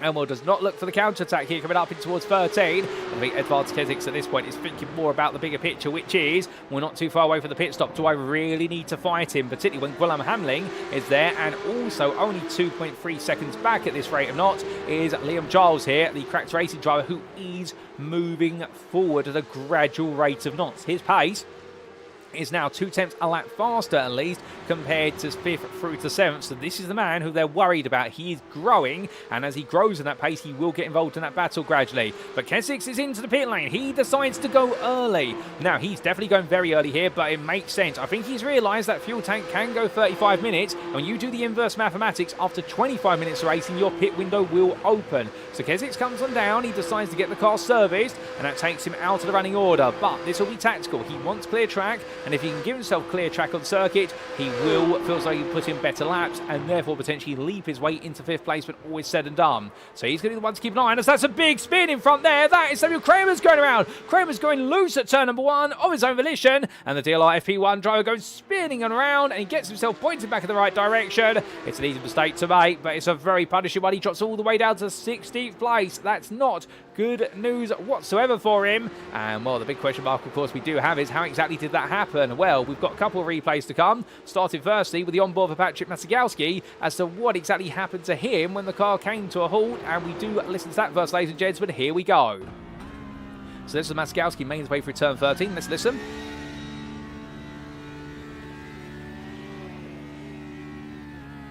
And in the end, just holding first gear and stopping. I wonder where a shifter on the steering wheel is broken, essentially. He's not been able to shift gears, and if so, that would explain it, and why he's had to tow to the pits. Meanwhile, we then had this happen for Samuel Kremers. This was coming down into turn 1 only moments ago at the start of lap number 15.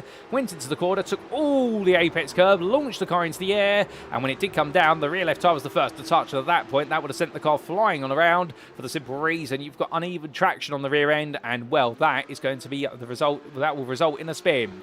So back to live racing we go. Now, in terms of pit stops, we have had a pit stop for Edvard Kesix. He's had a 46.15 second pit stop. Here he is. So that will be fuel, and it also most likely will be tyres on the car. So Kesix has come in, and now he's got a fresh pair of tyres on. Is he going to be able to go to the end here for attack mode versus his rivals? Well, surely he has to if he's had a whole set of tyres put in the car, and that would definitely be a good reason to. Also, I can imagine a lot of fuel's potentially gone in that car, so therefore we'll see what he's going to be able to do. Meanwhile, your leaders, here are your top 3, with Jamie Nuttall a bit further back. Nuttall's lost a little bit of time on them over the last couple of laps.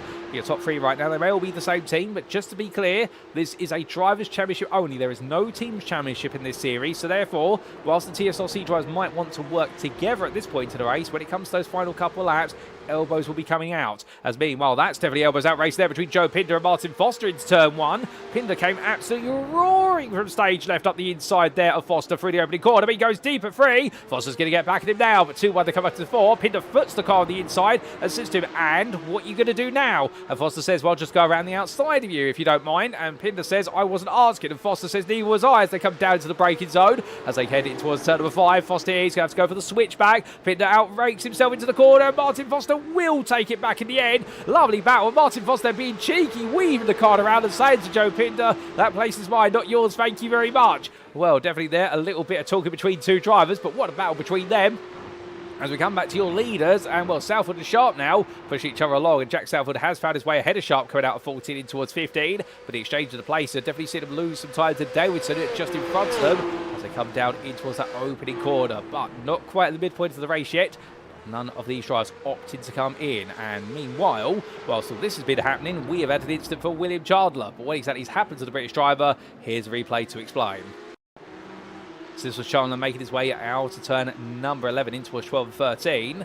13 is where the incident's going to happen. Onto the brakes he went. Oh, goodness me, the car bouncing around there, coming off of the curb. And as he did so, went into the corner, went with him all that speed. I think the suspension was so unsettled at that point, they just let go. Very odd one there for the cracked racing driver. Gets himself turned around in the nick of time. And in the end, losing several places as we head back to live pictures. But as we do, oh, goodness me, Pinder and Foster are back at it once again here. They're not stopping. As Pinder with the better run coming out of the final corner. He's now switching to the inside here, and there's the rain. Rain has just arrived on circuit. Well, goodness me, it's going to be a low chance of rain, but there's a little bit of it as Pinder takes all the apex curve at turn number 1. And I think right now these drivers are all worried about what's to come, but definitely there we can see Gardner saying, is that rain started? Yes, it is, but it's in very, very light amounts at the moment. We can see, look at that, a 1% chance of rain. And well, what did we say earlier, ladies and gentlemen? At 1% of the time, it's every time, and it's happening here. But is this going to be enough to force drivers to consider wet tyres? Well, if your name is Edvards Kesix right now, aka this man, you will be praying it is not going to rain enough to mandate wet tyres, because if it does, he will have to do a second stop. It will cost him even more time, and it will mean that his race is now from 20th. He needs this rain to go away. He will be praying it does not get severe enough. Meanwhile, everyone else, they'll have their own thoughts on whether they want to see rain or not, including Felix Moggy and Guillaume Hamling, as we see the two of them battle the way down the start-finish straight here. But it is just very light at the moment, and the clouds here, but there's also some sunshine. The Portuguese weather can't quite make up its mind, as Hamling tucks up the inside there and takes 5th place off of Smoggy. But this race right now taking a whole new dynamic here, but you can see on the camera shot just how light the rain is. There is no spray vortices really coming off the back of these cars at the moment. There's a very small one perhaps in the low speed corners. We're really waiting to see how much spray comes up. Once we start to see significant spray vortices, that is when we are starting to move into light wet conditions. We'll keep an eye on the graphic on the right hand side as well. When that goes from dry to light wetness, then that's a sign that they might want to consider going to what will be the wet tyre. But then again, if it's only going to be for a brief period of time, then suddenly do you really want to go to the wet? Do you just stay on the slick tyre? Because these slicks, well, as they indicate, they do not have what is any tread on them. So the idea of these tyres is they don't have a block to be able to force what will be water from out underneath the tyre, and that as a result, when you've got enough water, it leads to a phenomenon called aquaplaning on a slick tyre, where the tyre just rides on the water, it can't displace it. But the idea being is if you can keep the tyre warm enough, what you can do is essentially boil away the water as it makes contact with the tyre compound. These tyres get very hot. They do get to an excess of 80 to 90 degrees centigrade at the surface temperature, and when you can imagine going over the water with friction, it'll be in excess of 100 degrees. So that's why you want to try and keep the pace when it's only slightly raining on a slick tyre in order to keep the tyre as grippy as possible. It's going to get very tricky here because we're a mostly dry circuit. We've got rain falling at different points of the lap, but not much of it. So everyone's still surviving. But of course, everyone who is yet to pit will now be hoping that if that rain is going to continue or not, they are going to be having it come and decide what it wants to do before they come into the pit lane, as there's a bit more down the start for the straight, particularly towards turn number 1, but it's so marginal here as Guillaume Hamlin continues to hold Smoggy at bay.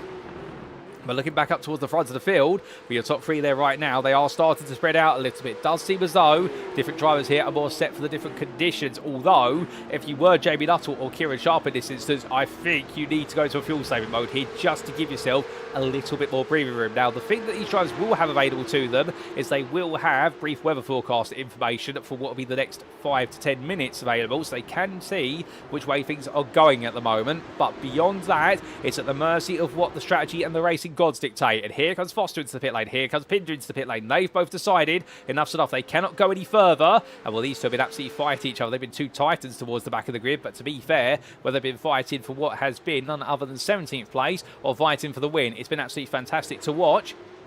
And we'll see what happens then when they leave the pit lane. We are keeping an eye on the tyre compounds as well. But remember, everybody at this current point in time is on the slick tyre. Nobody is out there right now on what is a wet tyre whatsoever. And I suspect Foster and Pinder are going to stay the same. As in fact, Joe Pinder is going on to the wet tyre, and so is Martin Foster. They are both going to the wet. So they think it's going to get worse within the remaining 27 minutes of race. They'll think it'll be enough. Mostly dry circuit right now, but it will become what will be a moist circuit at some point. Well, it's a gamble. If there's not enough water, that wet tyre, it will warm up quickly, which is great, but then it will overheat and it will lose its life. And wet tyres for 27 minutes on a circuit that is not wet enough to cool them, they will need to come back in. They will not be able to survive on those tyres. They will be running on what is a tyre minus its tread blocks, or in other words, they'll turn the wet tyre into a slick by the end of the race, but it'll be a very painful to drive on slick. It'll feel very bumpy and uneven.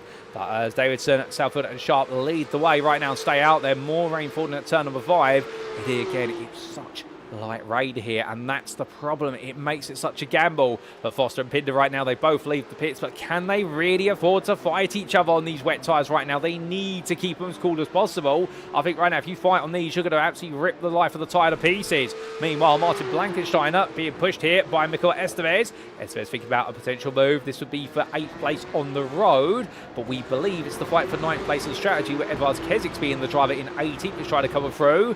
We'll see what's to come. As we do see Pinder swap place there with Martin Foster at turn number 5. We're going to replay that in a brief moment. Well, these two side by side, they're fighting with what was a car that is a lap ahead of them now. That's Otto Carries, who just made the lap on them and, well, yet to pit understandably. So that's why we're seeing the shuffle. Edwards Kezix, meanwhile, he's well clear of the pair. He's the best part of 45 seconds up the road. Such is the delta between them all, given the pit stops and also the race timing at the moment. But Kezix right now is definitely the driver who's trying to carve his way through. But remember, he pitted and went back onto slicks. Pinder and Foster, they both pitted. They have gone onto wet, and so has Mitch Woolardson. He's got nothing to lose by doing this, to be fair to him. He might as well gamble. As we see, we now have very lightly wet as the track condition. Jack Southfield is into the pit lane. Now, does he gamble with the wet tyre himself? I do see there, God at 8:05 saying not wet enough yet for wet. Well, as he makes his way down, it's definitely getting a bit darker. You can see the circuit tarmac is darkening, but there's no streaks of water on the circuit tarmac at the moment. And as he heads on down, track temperatures plummeted to 90 degrees centigrade. That's changing things, of course. It means we now have a cooler circuit, which means tyre temperatures going to be harder to come by. But Southfield, Hamling, Smoggy, Giles, Blankenstein, Estevez, Arifin, Karras, Van Wingendungen, they're all coming in. They're all right now at the end of their fuel tanks. Your top 3 have got the opportunity to stay out for another lap. They have been able to save the fuel, but right now, well, they give themselves one extra lap to try and make a decision on what tyre they go to. And we'll have to see what exactly it's going to be. As meanwhile, Jack Southwood leaving the pit lane. So he's decided he's staying on the tyres he started this race on. He only puts fuel in the car. For Jack Southwood, this is a big gamble. Here, he's going to really put a fork in the road for the rest of the field, because everyone else seems to be going on to fresh tyres. Meanwhile, he said, the tyres I've got, they're warm enough. And this is a really smart decision from Southfield. Why, you ask? Well, the fact of the matter is, he's stayed on a set of tyres which will have cooled slightly whilst he's been static in the pit lane, and that's to say what Hamling, Smuggy, Giles, Blankensteiner and Estevez are doing. They will retain their tyre heat, and therefore they will have the option, if needed, to then go into the pits again and put the wets on to stay ahead of the likes of Edvards Kezix, Pinder and Foster. So they really split the field in terms of their strategies. They will lose a bit more time by making a second pit stop, but it won't be too much compared to their peers, and that's why they've gone for this strategy. They've decided just stay on the same tyres, don't switch, because it always gives you the chance of coming in again and losing what will be approximately 10 seconds on those who pitted for tyres straight up. As meanwhile, we can see now at turn number 5, the water is starting to accumulate a little bit on the run into the corner, but not enough to form puddles at the moment. And these drivers still staying out there all still just trying to see what they can do on the tyres they've got as our top three are into the pits, and as they make their way on down, well, we do clear the weather system for you screen there for a brief moment to clear the screen real estate, and Davidson, Sharp and Nuttall all head towards their pit spots at the very end. Jamie Nuttall's the one we're wondering about how much fuel has he saved on that opening stint, because he did seem to be the slowest of the top four drivers, but to be fair, that might have been for the purposes of fuel saving. Meanwhile, well, these two are definitely not saving any fuel. They're pushing each other to every step of the distance, as we do have Van Zutphen coming out of the pit lane, but here comes Foster looking to the inside, but the car snaking left, right and centre there, keeps it steady. I think that's also him trying to tease Joe Pinder. Indeed, these two definitely have a bit of a story between the two of us. They come down to turn one. He can't find his way back past this time around. As they split the seas there around Raymond Van Zutphen, who came out ahead of them, but he's got onto the wet tyres. So Van Zutphen right now trying to get his tyres warmed up. Well, they are going to take back what will be 18th and 19th off of him. So Van Zutphen drops back to 20th, but in the pit stops, well, there's your leader, Tom Davidson, ahead of Sharp and Nuttall. Southfield, meanwhile, is 1.4 seconds back, but all of them have decided to effectively go back onto the tyre they started the race on. They have not changed the tyre at all. They have only put fuel in the car. So that's going to be the difference between these drivers. They head onwards, and right now, well, 22 minutes left to go in this race, and well, the rain is sporadically falling. Is this race going to turn? If you're a driver who's gone to the wet, is it going to come up all top trumps for you? And the highest wet driver at the moment is this man, Johanna Riffin, the Malaysian driver right now, making his way down the start finish straight. He's currently 16th, 1.5 minutes off of the leaders, but he'll be hoping, in fact, as that's updated then, the gap is actually 50 seconds. He'll be hoping that the circuit gets much wetter before it's done, and if that it does, well, it's going to be a struggle to the pit lane for the leaders, and then they've got to take the tyre change, and that will be about approximately 30 seconds in the pit lane. So it could still yet come to this driver, indeed many who are on the wet, but they've got to hope. And it's the same for Edwards Kezik's here. He's on a fresh set of slick tyres, and he's got them all warmed up. He pitted the earliest of everybody, and he made the right call to pit on lap 14 to warm them up as best as possible. But now he's got to go on the attack here to pick up all the places. We can see there Samuel Kremers going a little bit sideways coming out of turn number 5, and on board we go, right on board with the 24. As he makes way through turn 7 into 8, you can see here the confidence he has in the tyre, even with the light rain. And makes way out well. It's going to be a nice smooth transition up the hill from Samsung Ben. He'll go round the outside here, in towards the next braking zone. They both go, and well, in the end for Edwards Kezik, he has to back out on that outside line. There's not enough real estate to work with or grip at this time. If we're in dry conditions, he'd make it work, as that is Mitch Woolitson who comes back on the road. And as he does make his way back onto the rear of the picture there, well, his race in what is at 22nd place stays where it is for now. A bit of a frustrating moment there. But Kesik's meanwhile on the attack here. Can he find a way in? Not by looks of things. Meanwhile, back at turn 1, we've had a spin here for the Flying Dutchman of Raymond Van Zutphen, as he's gone all the way round, but he's got himself back together, so he drops further back in that 20th place. He's safe from Berkey, but he's nowhere near Foster and Pinder anymore. They've broken away from him. From them, we come back to what's the Kremers Kesik's battle. And down the start for the straight here coming out Gout Bend. Well, Kremers there run a bit wide. Surely now Edwards Kezix has got to have a run here down that straight. If he doesn't, I don't know where he's going to take it this way as he tucks into the toe. 2 attempts, but Kremers there going defensive all the way to the pit wall. He knows what the Latvian driver's trying to do. Kremers goes defensive. Can Kezix go all the way around the outside? He is going to try it here coming in towards turn number 2. He will get it done. But under braking into turn number 3, does Kremers go all down the brakes? Yes, he does. They're going to be 2 wide coming towards the apex. And in the end, now Kezix has got to be all the way ahead by the time he gets to turn 4. He is, and the 24 driver does take 14th place there, but Samuel Craner's really making it work for it. It's not over yet, because here they come down the hill now in towards the next braking zone. He looks one way then the other. He's going to look around the outside. Does he go for the switchback under braking? The ABS will allow him to do it more easily. The answer is no, he can't, and as a result, now it's going to be Edwards Kezix moving up into 14th. That will be confirmed as they make the way up the rise. But from them comes Guillaume Hamling. He's struggling with Felix Smoggy right behind him. And, well, we've also got a little bit further back Martin Blanken's trying to 7.5 seconds back.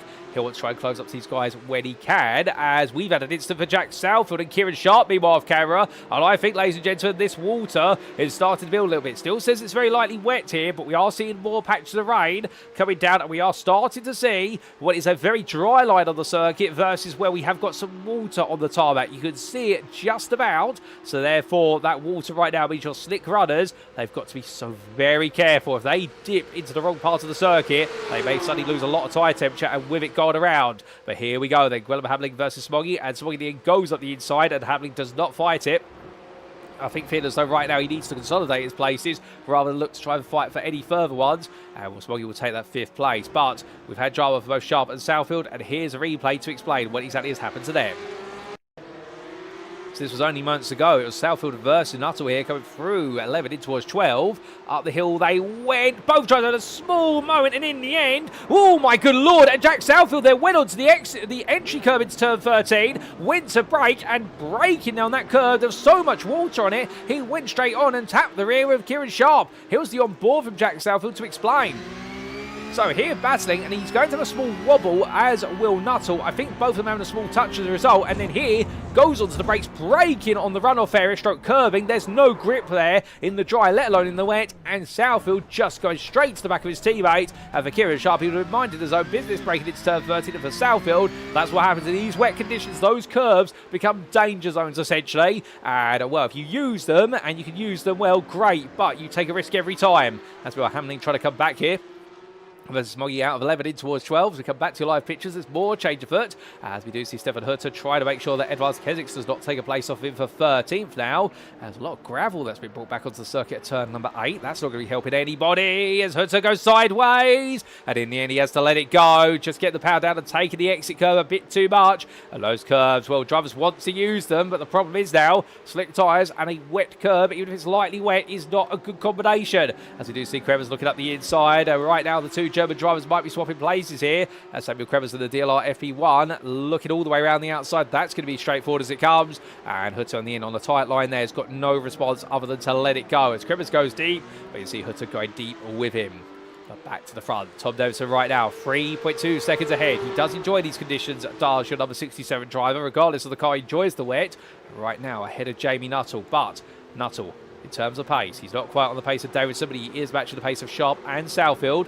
Looking quite safe at the moment. All he needs to do at this point is keep it together, and a second place could definitely be his. Meanwhile, there's a lot of gravel going up there into the sky. Who exactly is that? That's William Chandler, who's had a trip to play Sandcastles. As he comes back on, I'm not exactly sure what's happened to him. I can tell you one thing, it's definitely got a bit sideways for him. Out of the final quarter, Gout Bend, I think, has claimed another victim. What exactly happened to him is the question, and the answer is, here's a replay to explain. So this was William Chandler making his way out of the final corner. Went very sideways there mid-corner. And the car just went spinning into the gravel. And in the end, lost into distance. But thankfully, we had another camera. And we managed to get it rolling in the gravel straight away rather than having it become buried in the sand. And when he brought his way back on, he did so very gently, parallel to the racing line, which is exactly what you do. And Chandler, in the end, making a critical mistake. And that's dropped him all the way down to 15th place.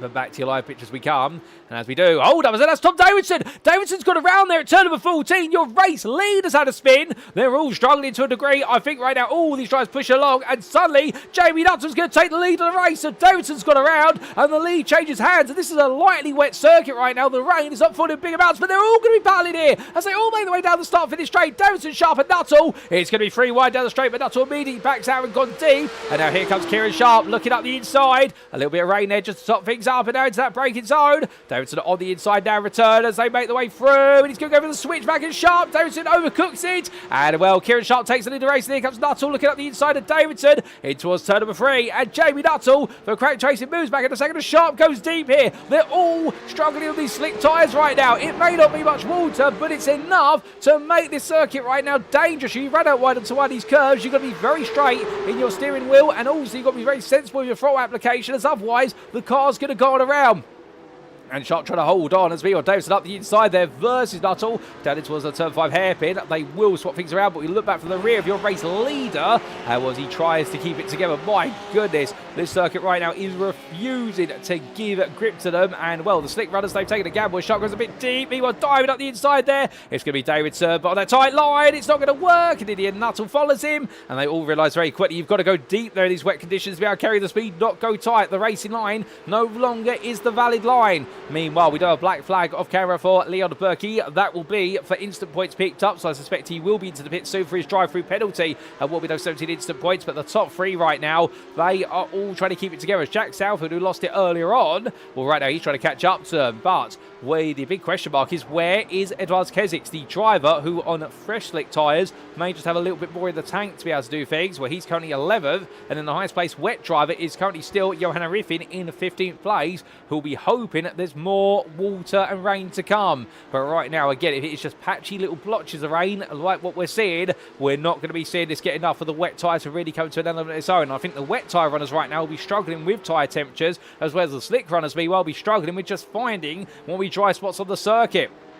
And this really is a bit of a minefield of the race here, and it's going to be about survival for the remaining 15 minutes, not necessarily who's the fastest, but still the top three are going to try and prove who's the best into turn one. Davidson up the inside of Sharp. Well, oh, there's contact. There is contact for Nuttall and also for Davidson, and in the end, Davidson comes blazing into the braking zone, taps the side of Sharp, that sends him around, and Nuttall in the end in the wrong place at the right time to add to the picture, and Tom Davidson's race has gone backwards. This is a black flag for Jamie Nuttall. That is for instant points, and Nuttall's going to have to come to the pit lane for a drive-through penalty, and suddenly Kieran Sharp here at the end of what will be this lap, if not the next three. Kieran Sharp is going to have a huge gap to work with at the very front of the field, because the fact he's just been the innocent bystander in all of this, and the Sim Racing Collective Esports driver at this point, all he's then got to do is get the car home over the remainder, which is far easier said than done. But for Nuttall and Davidson right now, things have gone very much backwards, and here's a replay to explain exactly what happened. So this is the run down towards the brains over turn number one, and well, it was going to be Davidson on the inside, went all in. Sharp was there with him, and Davidson took too much apex coming, launched the car to the side of Sharp, pushed Sharp out wide, and in the end, Nuttall just happened to be there in that position. But we get the on board with Jamie Nuttall as that played out. So here we go with the on board. And he would have been watching here, and he won't have realised what Davidson's going to do until then. You see it coming together, and at that point, Jamie Nuttall had no ability to react. He would have picked up the 4x for contact initially, and he may have picked up a secondary 4x there for a follow-up contact, and that would have pushed him over the instant point limit. I suspect he's already picked up a few instant points of contact earlier on, plus also off tracks. And for Jamie Nuttall, that's going to be an absolute gutter for what will be his race, because for the simple reason, it's just not his fault. But then again, the contact system doesn't discriminate between whose fault it is and who's not. It just simply goes, if you make contact, there's going to be some instant points coming your way, regardless of whether you're innocent or alternatively the guilty offender.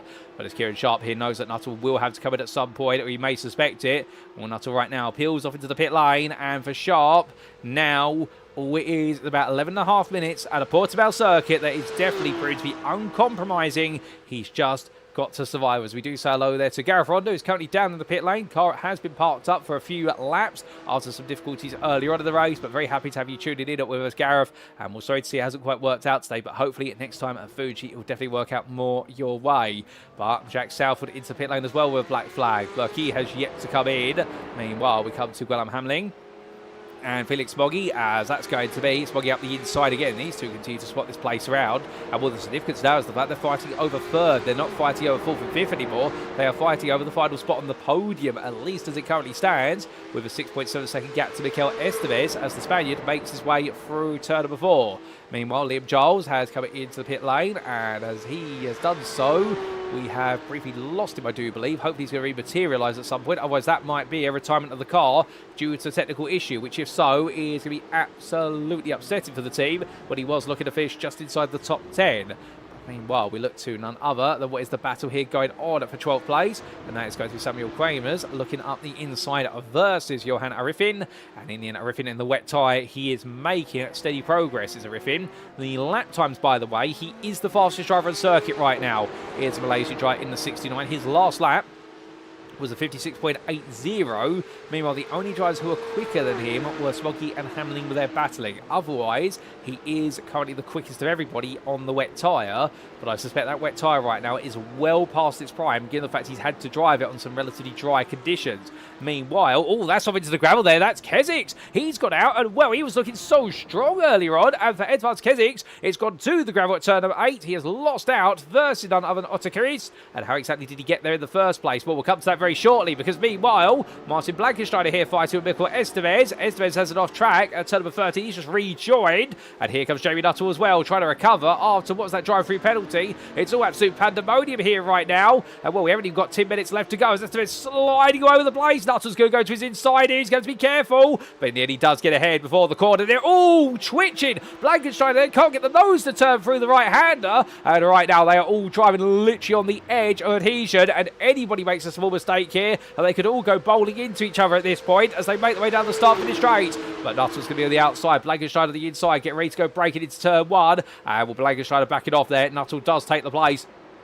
And Blankenstein are not doing so to let Nuttall go. Doing so because he knows on that inside line there's going to be so much more water. But Nuttall runs wide. He picks up a slowdown. He burns it immediately. Blankenstein on the inside. And Nuttall goes loose. He goes out wide. And the car washes onto the water. And the cracked racing driver right now, it's all gone wrong again. As Blankenstein and Estes will take the places back. They move back into 5th and 6th. Meanwhile, Nuttall falls back to 7th.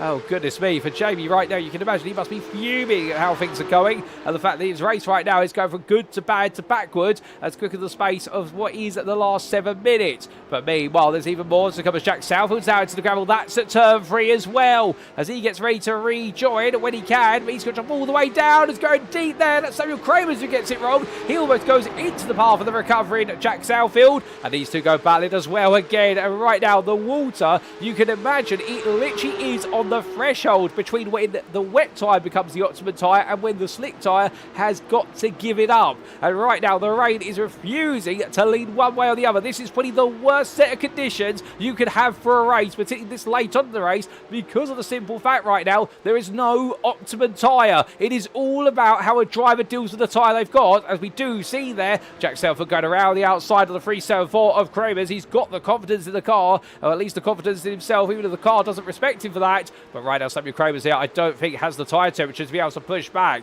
Meanwhile, Pinder versus Foster, they're still fighting. As Martin Foster's going to go all the way to the wall there. And as he heads down the apron and now back onto the tarmac, well, door to door between the two of them. My good lord, that's at best part of 155 miles an hour. And Foster goes all in. Does he get it stopped in time? No, he doesn't. And Joe Pinder just takes the place back as quickly as that, as Foster picks up a slowdown, which he is going to have to burn here under breaking it in towards the turn 3 hairpin before he carries on. So therefore, they go for the reset. But Joe Pinder right now definitely proving to be just as agile as his rival. Meanwhile, in the fight for second place, well, suddenly Tom Davidson here has got Smoggy and Hamlin right behind him. I don't believe my eyes here. Felix Smoggy's going to come up free. He's going to go up the inside immediately. And suddenly what's looking to be a 1-2-3 for TSRC is now looking to be a sole victory for Kieran Sharp if he keeps it together. But there's going to be Smoggy up the inside, takes the place of Davidson, and Hamling is on the back of this as he makes about the rise. We ride aboard the dashboard here of the number 351 driver. And my goodness, well, this race keeps on giving. It keeps on having twists in the tail here. What a season opener we are having right now, as the rain definitely seems to be falling a bit more. And it's off the road. Smoggy goes out to the gravel. He goes out. What was looking to be second place is now all in disgrace, as Smoggy will recover gradually from the gravel trap. But suddenly it was 3 from 2 to the battle for second place. And Davidson and Graham Hamling now will carry on that fight. And Smoggy will be hoping he can catch back up. I do not believe it right now. It could all literally come down to somebody falling off the circuit, literally on the final lap here. And well, for Kieran Sharp, he's your leader. Here he is. I think he's just comfortable with the way things are running. And to give you an update on the weather conditions once again, well, the weather right now is still a very lightly wet circuit. We've got a 1% chance of rain. The rain chance has barely got any higher than what has been 3% today. And therefore, you can understand right now that for everybody, well, it's just not becoming a circuit and that leans in one condition or the other, and therefore it's all just about survival at this point. Albeit we now have to add even more drama to the mix. We have a black flag here for Edwards Kesix. That's for instant points. The man who's running 8th, he's going to have to serve a drive-through. If he doesn't serve it in 3 laps of being awarded, he will see it added to what his post-race time, I do believe, because he would finish the race at that point. It would not be upgraded to a disqualification. Meanwhile, further down the order, well, Pinder and Foster, they're still fighting each other through turn number 1. Indeed, this is not a replay of what happened earlier on. This is live right now. They continue to fight each other absolutely to the limit. As meanwhile, Jack Southfield, well, he's had a run off the road. Tom Davidson here, we're looking on the screen, is battling with Gwellam Hamling, who's trying to come back at him. Where's Hamling gone? There he is. That's not a sign, surely, of a technical issue coming for Hamling and a potential retirement, because if so, well, when he's this close to second place right now, I think that would be absolutely horrifying for him. Indeed, the bad luck is flying for so many drivers right now, as we do have into the pits Kesix. He's going to serve his black flag and what will be his drive-through penalty. We've had a tow to the pits for Jack Southfield for something that's gone so very wrong. But meanwhile, this battle's going so right for Martin Foster versus Pinder, as these two continue to push each other every step of the way. They've only got to be careful of the fact right now, second and third are very fast approaching behind them, and they will have to put a bit of a pause to their battle. William Charler, meanwhile, he's had it off track, and he's picked up a meatball flag for it. And well, we're going to see if we can get some replays of what's happening, as we do have a look back to what happened to Jack Southfield. So this was Southfield making his way through what has turned 10 into 11. The car just slipping into 12. End up rolling into the gravel. At this point, you are a passenger in the car, and to the barrier. But Jack Southfield, that was it a total bits with suspension damage. There was no coming back. Meanwhile, for William Chandler, this happened only moments later. This was coming out the final corner. It went spinning off the road into the barrier. The rear wing dropping off the car and then rematerialising and then ping-ponging his way back to the Algarve barrier. And for the cracked racing car, that was his racing bits there. Well, he tried to carry on, but the car all falling apart. But meanwhile, we've just had this happen between Joe Pinder and Martin Foster, ladies and gentlemen. I can't believe it. They were coming together, and it was under braking into turn 14. Foster went for it, making contact, and sent Pinder on around. And well, in the end, he waited for Pinder to rejoin. But of course, the second and third place battle came up behind them. How exactly did they negotiate it all? And well, in the end, Davidson was just able to wait until Foster got it together, and then they continued their racing. But back to your live pictures we go. 3.5 minutes left on the clock. Johanna Riffin, meanwhile, off camera, your leading wet runner, has had a little bit of a moment, but he's currently up into 8th place. Here he is with Otto Karas right behind him. He has found his way past Karas, so therefore your leading wet runner right now will be happy at the fact that the wet tyre was the right call, but unfortunately it was not the optimum call today if you wanted a comfortable end to this race, but he is still making up places. Albeit is 1 minute off the leaders right now, and with 3 minutes to go, it's going to need a miracle here. Although I think he's going to get some at this point because Martin Blankenstein is down to the pit lane with a black flag. So Johanna Riffin will now take 7th place off of the Danish driver. And well, can he gain any more before all is said and done? I wouldn't be surprised if several drivers are right on the threshold for drive-through penalties here, given the number of off-tracks we've seen today. And well, we do know that we've kept the instant point limit quite low. But as we do see Samuel Kremers recovering from a spin, they're coming out 14 in towards 15. He's going to drop down now into 14th place for Stefan Hutter trying to catch up to him as quickly as he can.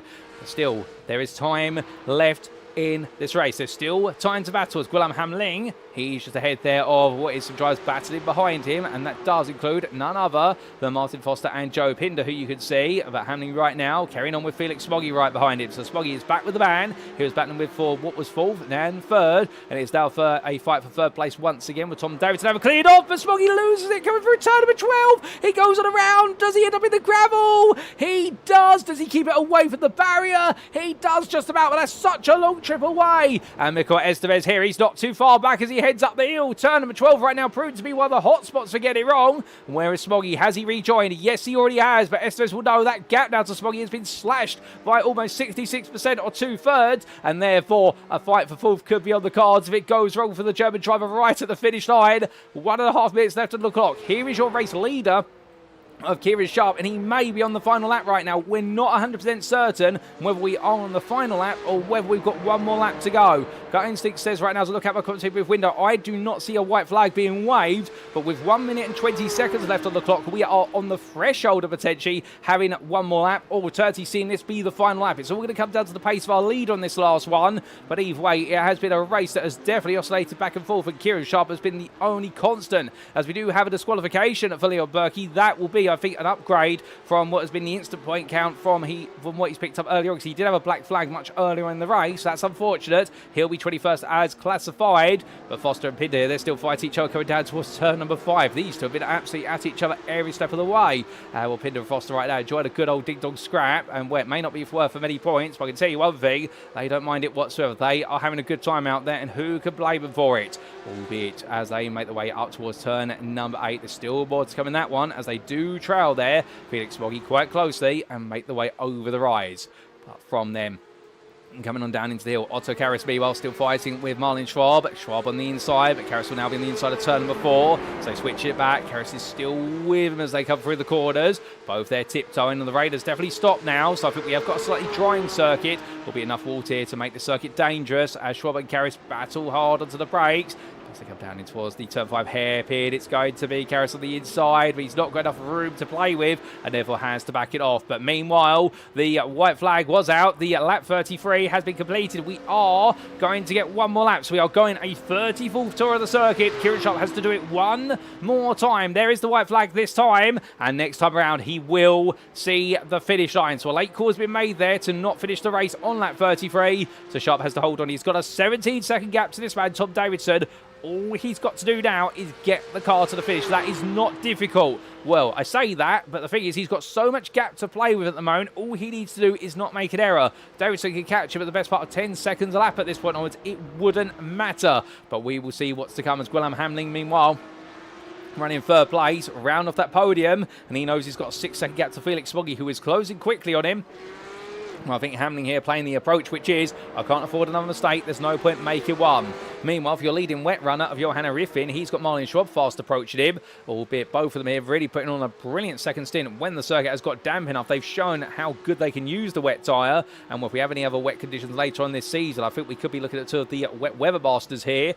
Schwab right now not too far behind him and approaching. We've got a black flag for Quinten van Wingerdingen, and also William Chan has a meatball flag. They're going to both try to survive to the end of the race, but Van Wingerdingen will have an extra 40 seconds added to his race time as a result of the drive-through penalty. He's likely not to serve at this point. He will be allowed to get away with that, and we do have another drive-through penalty for what is Mitch Woolitson for a further set of instant points. But meanwhile, fighting going on here. This is Van Wingerdingen versus Kesix. Kesix all over the back of the Sim Racing Collective driver, looking to go for the switchback here through turn number 15. That's not going to work.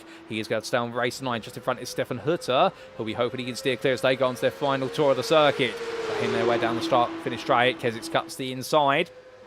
Would it be a straightforward pass here? Yes, it will. Van Wingerdingen backs off in towards turn 1. But meanwhile, made his way out the final corner. He knew when to back off. He knew when to attack. And he survived the wet conditions on the slicks. Kieran Sharp will take victory in the first race of the season here at Portimao. And it will be by 19 seconds. He takes the winner's honours. What a drive for the 23 driver. And then behind him, there will be the 67 to make it a 1-2 for Team TSRC. It is going to be Tom Davidson who comes on through. But goodness me, what a change of fortunes this one has got on. And then Guillaume Hamling, the Luxembourgish driver, will come home for cracked racing. 30 of finishers on that podium, just ahead of Felix Moggi, who comes home in full place. Behind him will be by further 5 seconds Mikel Estevez, with the Spaniard in the end completing the top 5. What a drive from 10th on the grid from him today. And then we will see Jamie Nuttall survive to 6th there for cracked racing, but making up 10 places since the start. Well, we've got a bit of time before your leading wet runner comes on around. Here he is, Johanna Riffin.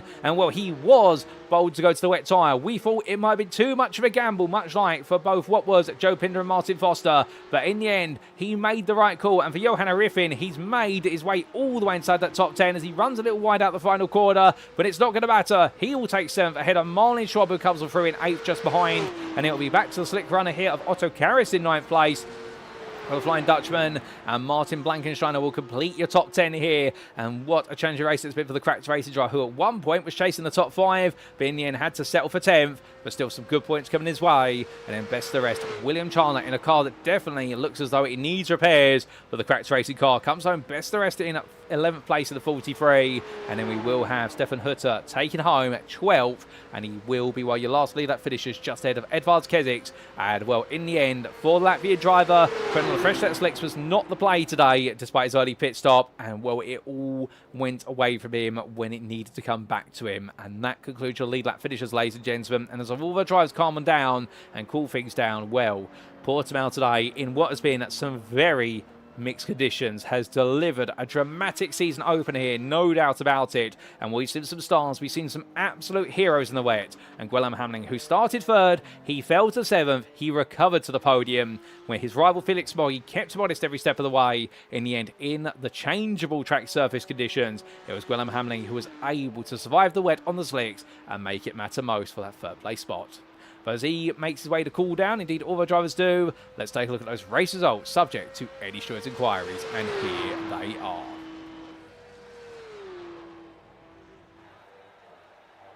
And as we can see, after an incredible 60 minutes of racing action for round 1 of the Sim Racing Collective Porsche Cup Season 1, as brought to you on iRacing, here from the Autodromo International du Algarve, it was Kieran Sharp who took the win for Team TSRC and made it a 1-2 with teammate Tom Davidson.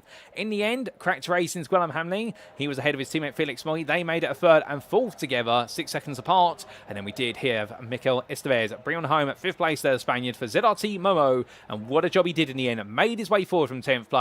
And definitely show that sometimes you haven't got to be the quickest out there to get a top 5. All you got to do is be one of the most consistent. Jamie Nuttall, unfortunately, couldn't quite find that consistency in the wet and fell down the order to 6th for cracked racing, but in turn was 24 seconds ahead of your leading wet runner of Johan Arifin. The privateer in the end only a second ahead of the fast-charging Marlon Schwab in the late stages, and the DLR FP1 driver then followed up by the Flying Dutchman's Otto Karas and Martin Blankenstein, who completed that top 10 for cracked racing. The theme of cracked racing continues into the best of the rest spot of 11th for William Chandler, as it did for Stefan Hutter, who was 12th. And then we did see Edvard Keziks in 13th place there for Keziks Racing, ahead of Quinten van Wingerden, who was demoted to 14th in the end as a result of his post-race time penalty, but still considered to be on the lead lap for Team TSRC. It was a lap down for Samuel Kremers, who was the first of many in 15th place there for DLR FP1. And it was also a lap down for Joe Pinder, Martin Foster and Raymond van Zuften. And then we did see behind him, rounding off that top 20, it was the pair of none other than Mitch Willitson, who was 3 laps down at the finish, and Jack Southfield, who retired 4 laps on the finish after his altercation with the barrier on the exit of turn number 12. Leon Berkey was disqualified with 6 laps to go, but still 21st and will be classified as a finisher for Red Bulls Racing ahead of Liam Giles, the correct racing driver ahead of the retiree of Gareth Ronda. And we also did have that early retirement due to what seemed to be a technical issue for Patrick Masagowski, the Red Bulls Racing driver, in the end, a non-finisher, and was seeing himself at 24th, the last of the runners. But what a race, ladies and gentlemen, no doubt about it. And well, if all the rounds are like that in terms of the drama and excitement they deliver, you can definitely tell this is going to be a season to be rememberable for the entirety of the year and plenty of time to come. But as our circuit falls silent and our racing is complete, this show is not quite complete, because coming up shortly will be some post-round interviews of our volunteer drivers. Don't go anywhere, because you won't miss hearing what they have to say about our opening race of the season today.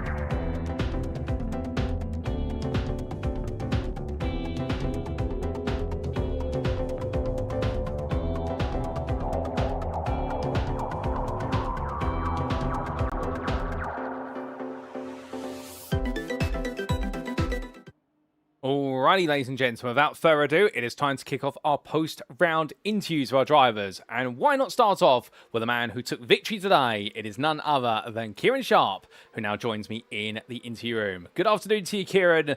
And well, what a way to start off your season campaign. A victory in some very tricky to judge conditions. I mean, you must be pleased to be on the top step of the podium.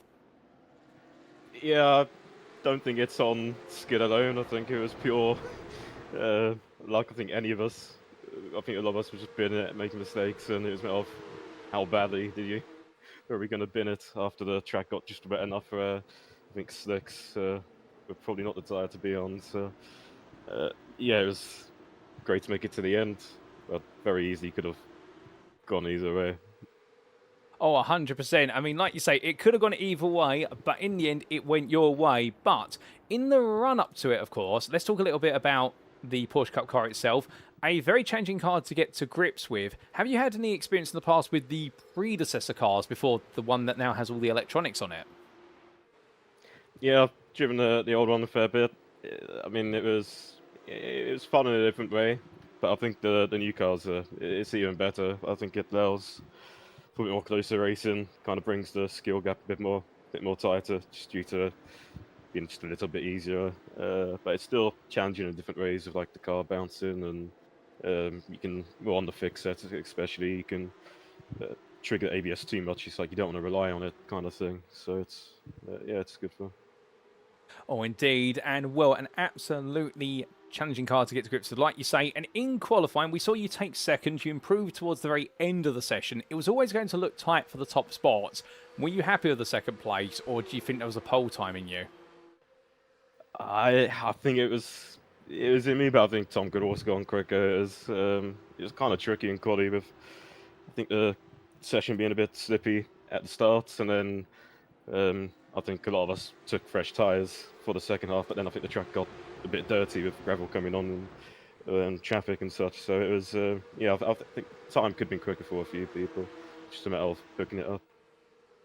Well, you managed to hook it up in the end to a respect. And then when we went green flag racing, for the first couple of laps, it definitely looked as though it was going to be a race which was more focused on essentially just staying with the lead pack.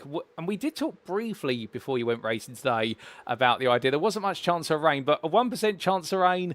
At what point did you realise it was going to be an 100% chance of rain? I think it was start of quality. I think you could see that it was going to rain, but especially on the grid, you could see it on the radar. But it looked like very light rain, like just drizzle, which is why a lot of us stayed out on slicks. But that drizzle period was just long enough that I think it actually turned like the right conditions for wet tyres. They were quicker for like a very short amount of time, like 3 or 5 laps. But then it came back at the end. It went one way, then it went the other. And with regards to, obviously, racing in the group, we did see yourself, Tom Davidson, Jack Southfield, and also none other than Jamie Nuttall really spending most of the dry conditions running as a pack and doing quite a bit of fuel saving. Was the intention perhaps there to open up the window with which you knew when to come into the pits for the wet tyre or not to use the wet tyre? I think I was always going to be going on a slick. Obviously, looking at the radar, it was always going to be very light rain. It's just obviously a matter of how long, if it was long enough to be for long enough for wets. However, you do lose time taking tyres as well. It's separate in the Porsche Cup, so obviously you've got to be sure that you're going to be gaining a lot of time, so you can gain it back after taking the tyres as well. And I think, yeah, despite the wets being quick for 3 or 5 laps, I don't think they ever net gained from the pit loss. Well, fair play. Well, in the end, definitely the likes of Johan Ariffin were not able to make up the time on their wet tyre. And your gamble to be on your original slick tyres definitely worked out. Although I had to ask, what was it like driving on that tyre in what was, according to our data available, very light wet conditions? But it clearly didn't look as though the slick tyre was too happy out there. No, to begin with, obviously I was fortunate to be behind Jack and Tom, so I could kind of see what they were doing, and it was a matter of which one of them's going to test the limit first, so I could just kind of see what they were doing. If they were fine, and I could do the same. And I think there were a few corners that were starting to get very tricky. The 2 corners after the the hairpin. I'm not sure what corner number really go up the hill, right-hander. And that was getting very tricky because you're kind of forced to go out wide onto the rubbered line, and then it catches you out. I think a lot of us had mistakes there eventually. And towards the end of the lap as well, it's quite a one-dimensional line, and if you get it wrong, it's tricky. Which is when it went wet enough, I think that's when you saw a lot of us having big mistakes. Oh, indeed, there were some huge moments there, but you were able to avoid having the biggest moments of the ball and were able to bring home the win. I mean, you must have been thinking to yourself, come the finish line, how on earth has this happened? Yeah, I think Tom picked up some damage. I think making the move on me, and I think he went downhill after that, damage after damage, making some couple more mistakes. So I think Nuttall got to the instant limit, so he dropped back, and after getting a drive through, I think Jack had I think he was struggling after picking up some damage as well. So yeah, I mean, it was literally a matter of surviving for everyone, and how bad were your close calls. Oh, indeed. Well, thankfully, no close calls for you in the end compared to your rivals. A first win on the board and some huge points. And next up, we head to Fuji International Speedway for 2 sprint races. What can we expect from you there? I think it's, there's clearly a few people in it with myself, Tom, Jack, and Jamie. It is so tight at the front to begin with as well, and I think Fuji is a bit more of a straightforward track to say compared to Algarve. There's a few really technical bits, the track that we had tonight, and I think Fuji with a long straight and slipstream, I think it's going to be a really tight there, so it could be anyone's game. Well, say it's anyone's game. We look forward to seeing whether you can make it your game to win in Japan in a week's time. But just before we let you go, is there anyone you'd like to give a shout out or a mention to on the broadcast? Just the whole grid, as we struggled with sign-ups originally with the series, and obviously we managed to put out a decent-sized grid, and it looked like, looking at the track map was going along, there's some good close moments between a fair few amount of people. So yeah, just all the guys are racing tonight. Oh, brilliant. Well, Kieran, it's been a pleasure having you join me in the interim. Congratulations on the season opening win for Team TSRC, and we look forward to seeing you in Japan to see whether you can make it another pair of wins there. But until then, have a great rest of your day. Thanks, see it. So here and there from your race winner, ladies and gentlemen, Kieran Sharp for the Sim Racing Collective Esports, and what a challenge he's had to overcome today. Talking about there in qualifying, perhaps there's a bit more time on the board, but expected with the way traffic and open qualifying played out that his rivals may have also had some more time on offer. And in the early stage of the race, it was all about essentially running that pack, but they all knew when they went to the grid that some rain was due to come, but exactly how severe and how much it would change things up, that was what time would tell. When the rain did arrive in the end, mentioning the fact that he felt, and did all of them, that the slick was the tyre to be on, that going to the wets was going to cost you too much time, but then it was having those big moments which he was able to avoid compared to all of his rivals, and come the finish line, he was able to survive in the conditions and make sure that he would be the one to take the first win in the Porsche Cup Series. We look forward to seeing what he can do in Japan, although I expect it to be close, particularly that long start-finish straight and the combination of corners at Fuji, but still Kieran Sharp has definitely laid down the marker. But with that, ladies and gentlemen, we're going to take a step away for a brief moment. We've got more interviews to come. We'll be right back very shortly.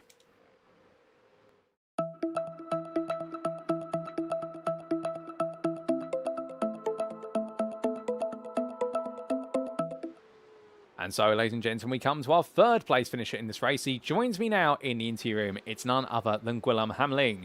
Good afternoon to you, Gwilym, and what a drive from yourself today, making it onto the podium right at the end of a cracked race. And I mean, you probably can't believe it, because at certain points there was a fight for fourth, then it was a fight for fifth, then it was suddenly a fight for second and third. Hello. Yeah, I think I got pretty lucky, to be honest. Mostly people ahead of me making mistakes, or me making less than them, let's put it like that. I don't know what happened to Edwards, because he was quite quick as well, but didn't see him after the pits anymore. Oh, indeed. There were a few stories there, and we'll come on to those shortly. But let's talk a little bit from the top. In qualifying, third in qualifying, but you did it very late in the session. Were you perhaps a bit surprised how long it took you to put yourself right up there?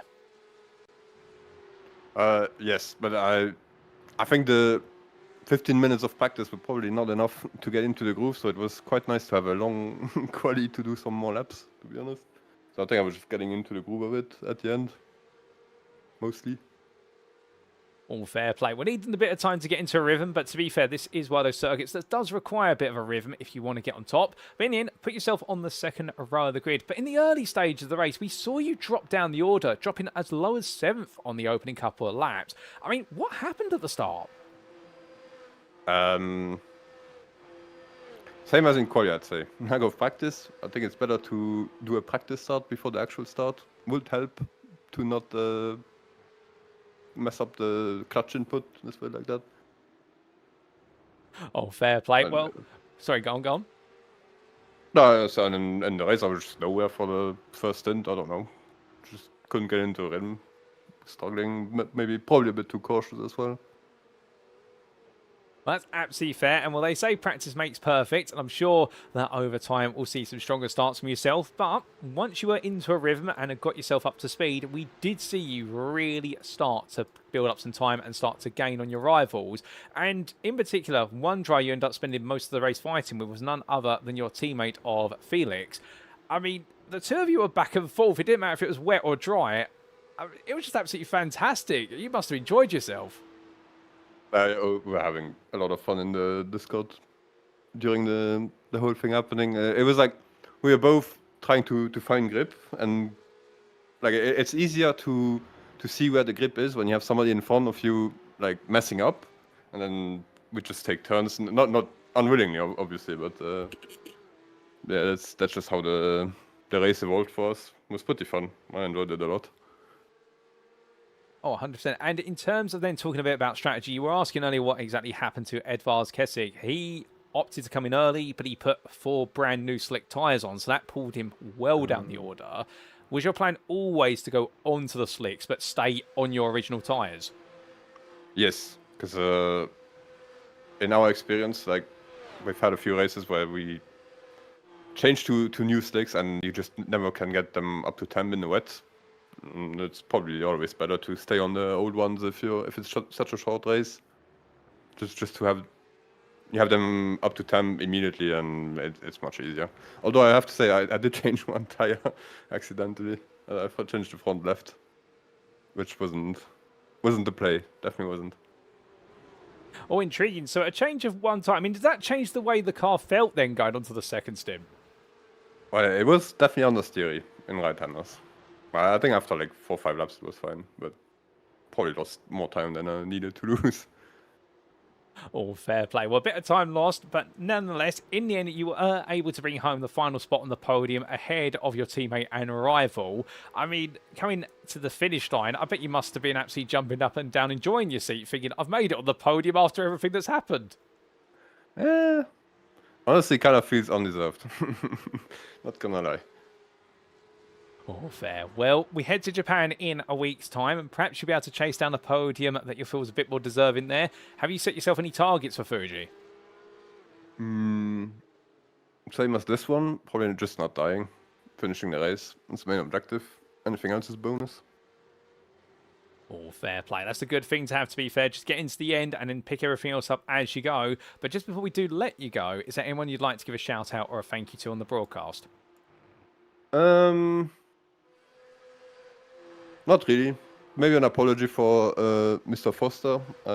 We had an incident towards the end. I don't know. I didn't look at it yet, but obviously didn't intend to have any incident with him. So maybe just a sorry for him.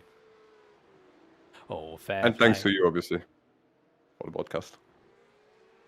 Oh, no worries at all. To be fair, the fact you're acknowledging what's perhaps happened between yourself and Martin Foster, I'm sure he will appreciate that. And with that, Guillaume, we've got to say thank you very much for joining me in the interview room. It's been a pleasure having you join, and we look forward to plenty more time with yourself out there on circuit, week in and week out, as the rounds go on. But until then, congratulations on a season opening podium, and we will see you in Japan. Cheers. Thank you.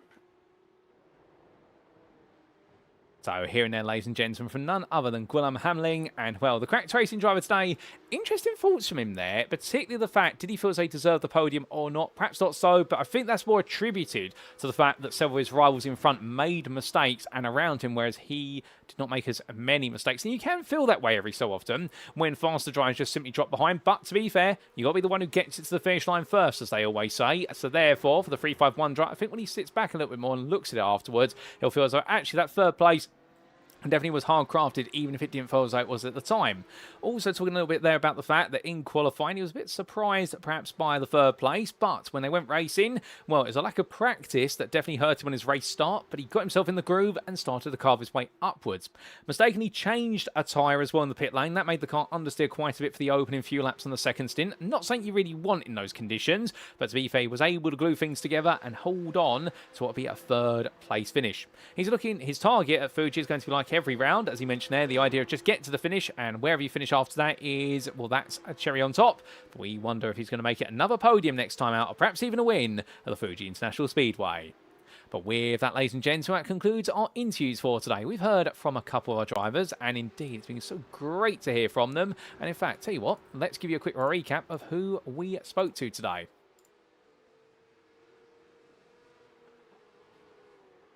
And in terms of who we spoke to, well, firstly, we had a chat with Kieran Sharp, your race winner for the Sim Racing Collective Esports, number 23 driver. Really enjoyed himself out there and surprised himself a little bit with a race win in the end, but to be fair, didn't put a foot wrong, whereas most of his rivals and his teammates certainly did. Then, lastly, we just spoke to Guillaume Hamling, the cracked racing driver, who in then started third, dropped down the order, but recovered to third place in what was a very up and down race for many, but in the end, he was able to end it on the up and up. We look forward to plenty more interviews of our drivers as the season goes on, but a huge thank you to our two who joined us today. And well, ladies and gentlemen, we will have to leave things there, because it is time for us to wrap up.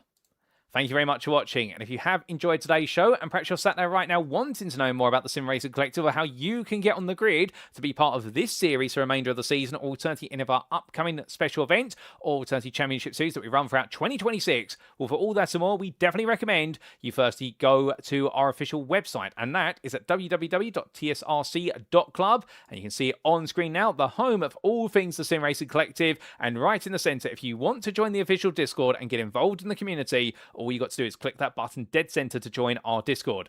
On the left, you've got all of our social links from our SimGrid page all the way through to Discord once again. And at the bottom, our listed partners and affiliates. And we also do have at the very top there our other pages where you can catch up on the news at the TSRC community and also all the rules and regulations. But if you don't want to go to our website, perhaps you're more of what is a social media person, we do recommend you follow us on Twitter, and that's at twitter.com/TSRC_official. Well, that way you can stay up to date with all the latest news and announcements and all things TSRC.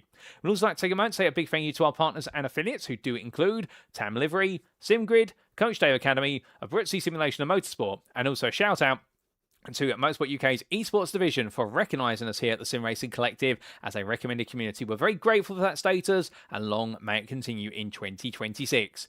But with that, ladies and gentlemen, well, we now turn our attentions to round number 2. And on what will be Sunday, the 15th of February 2026, we make our way all the way to Japan for a circuit that has been an absolute Goliath of motorsport over the last 50 or so years. It's the Fuji International Speedway, and in the foothills of the volcano from which it takes its name, who will we see there do well in our first 2 sprint races of the season? Kieran Sharp has laid down the pace when it comes to consistency at the very front of the field here today at Portimao, but with wet conditions plaguing the running in Fuji, it could be dry. We'll have to wait and see what the weather will be, and either way, will we see a new name rise to the top, or can Sharp hold on to that lead? We'll come tune in next week to find out how the story continues in the Sim Racing Collective Porsche Cup, but until then, we have been the Sim Racing Collective. I've been your host and commentator, Paul Walsh, and well, until next time, remember to stay safe, stay well, stay smiling, and most importantly, as always, ladies and gentlemen, remember to stay on track. Good night.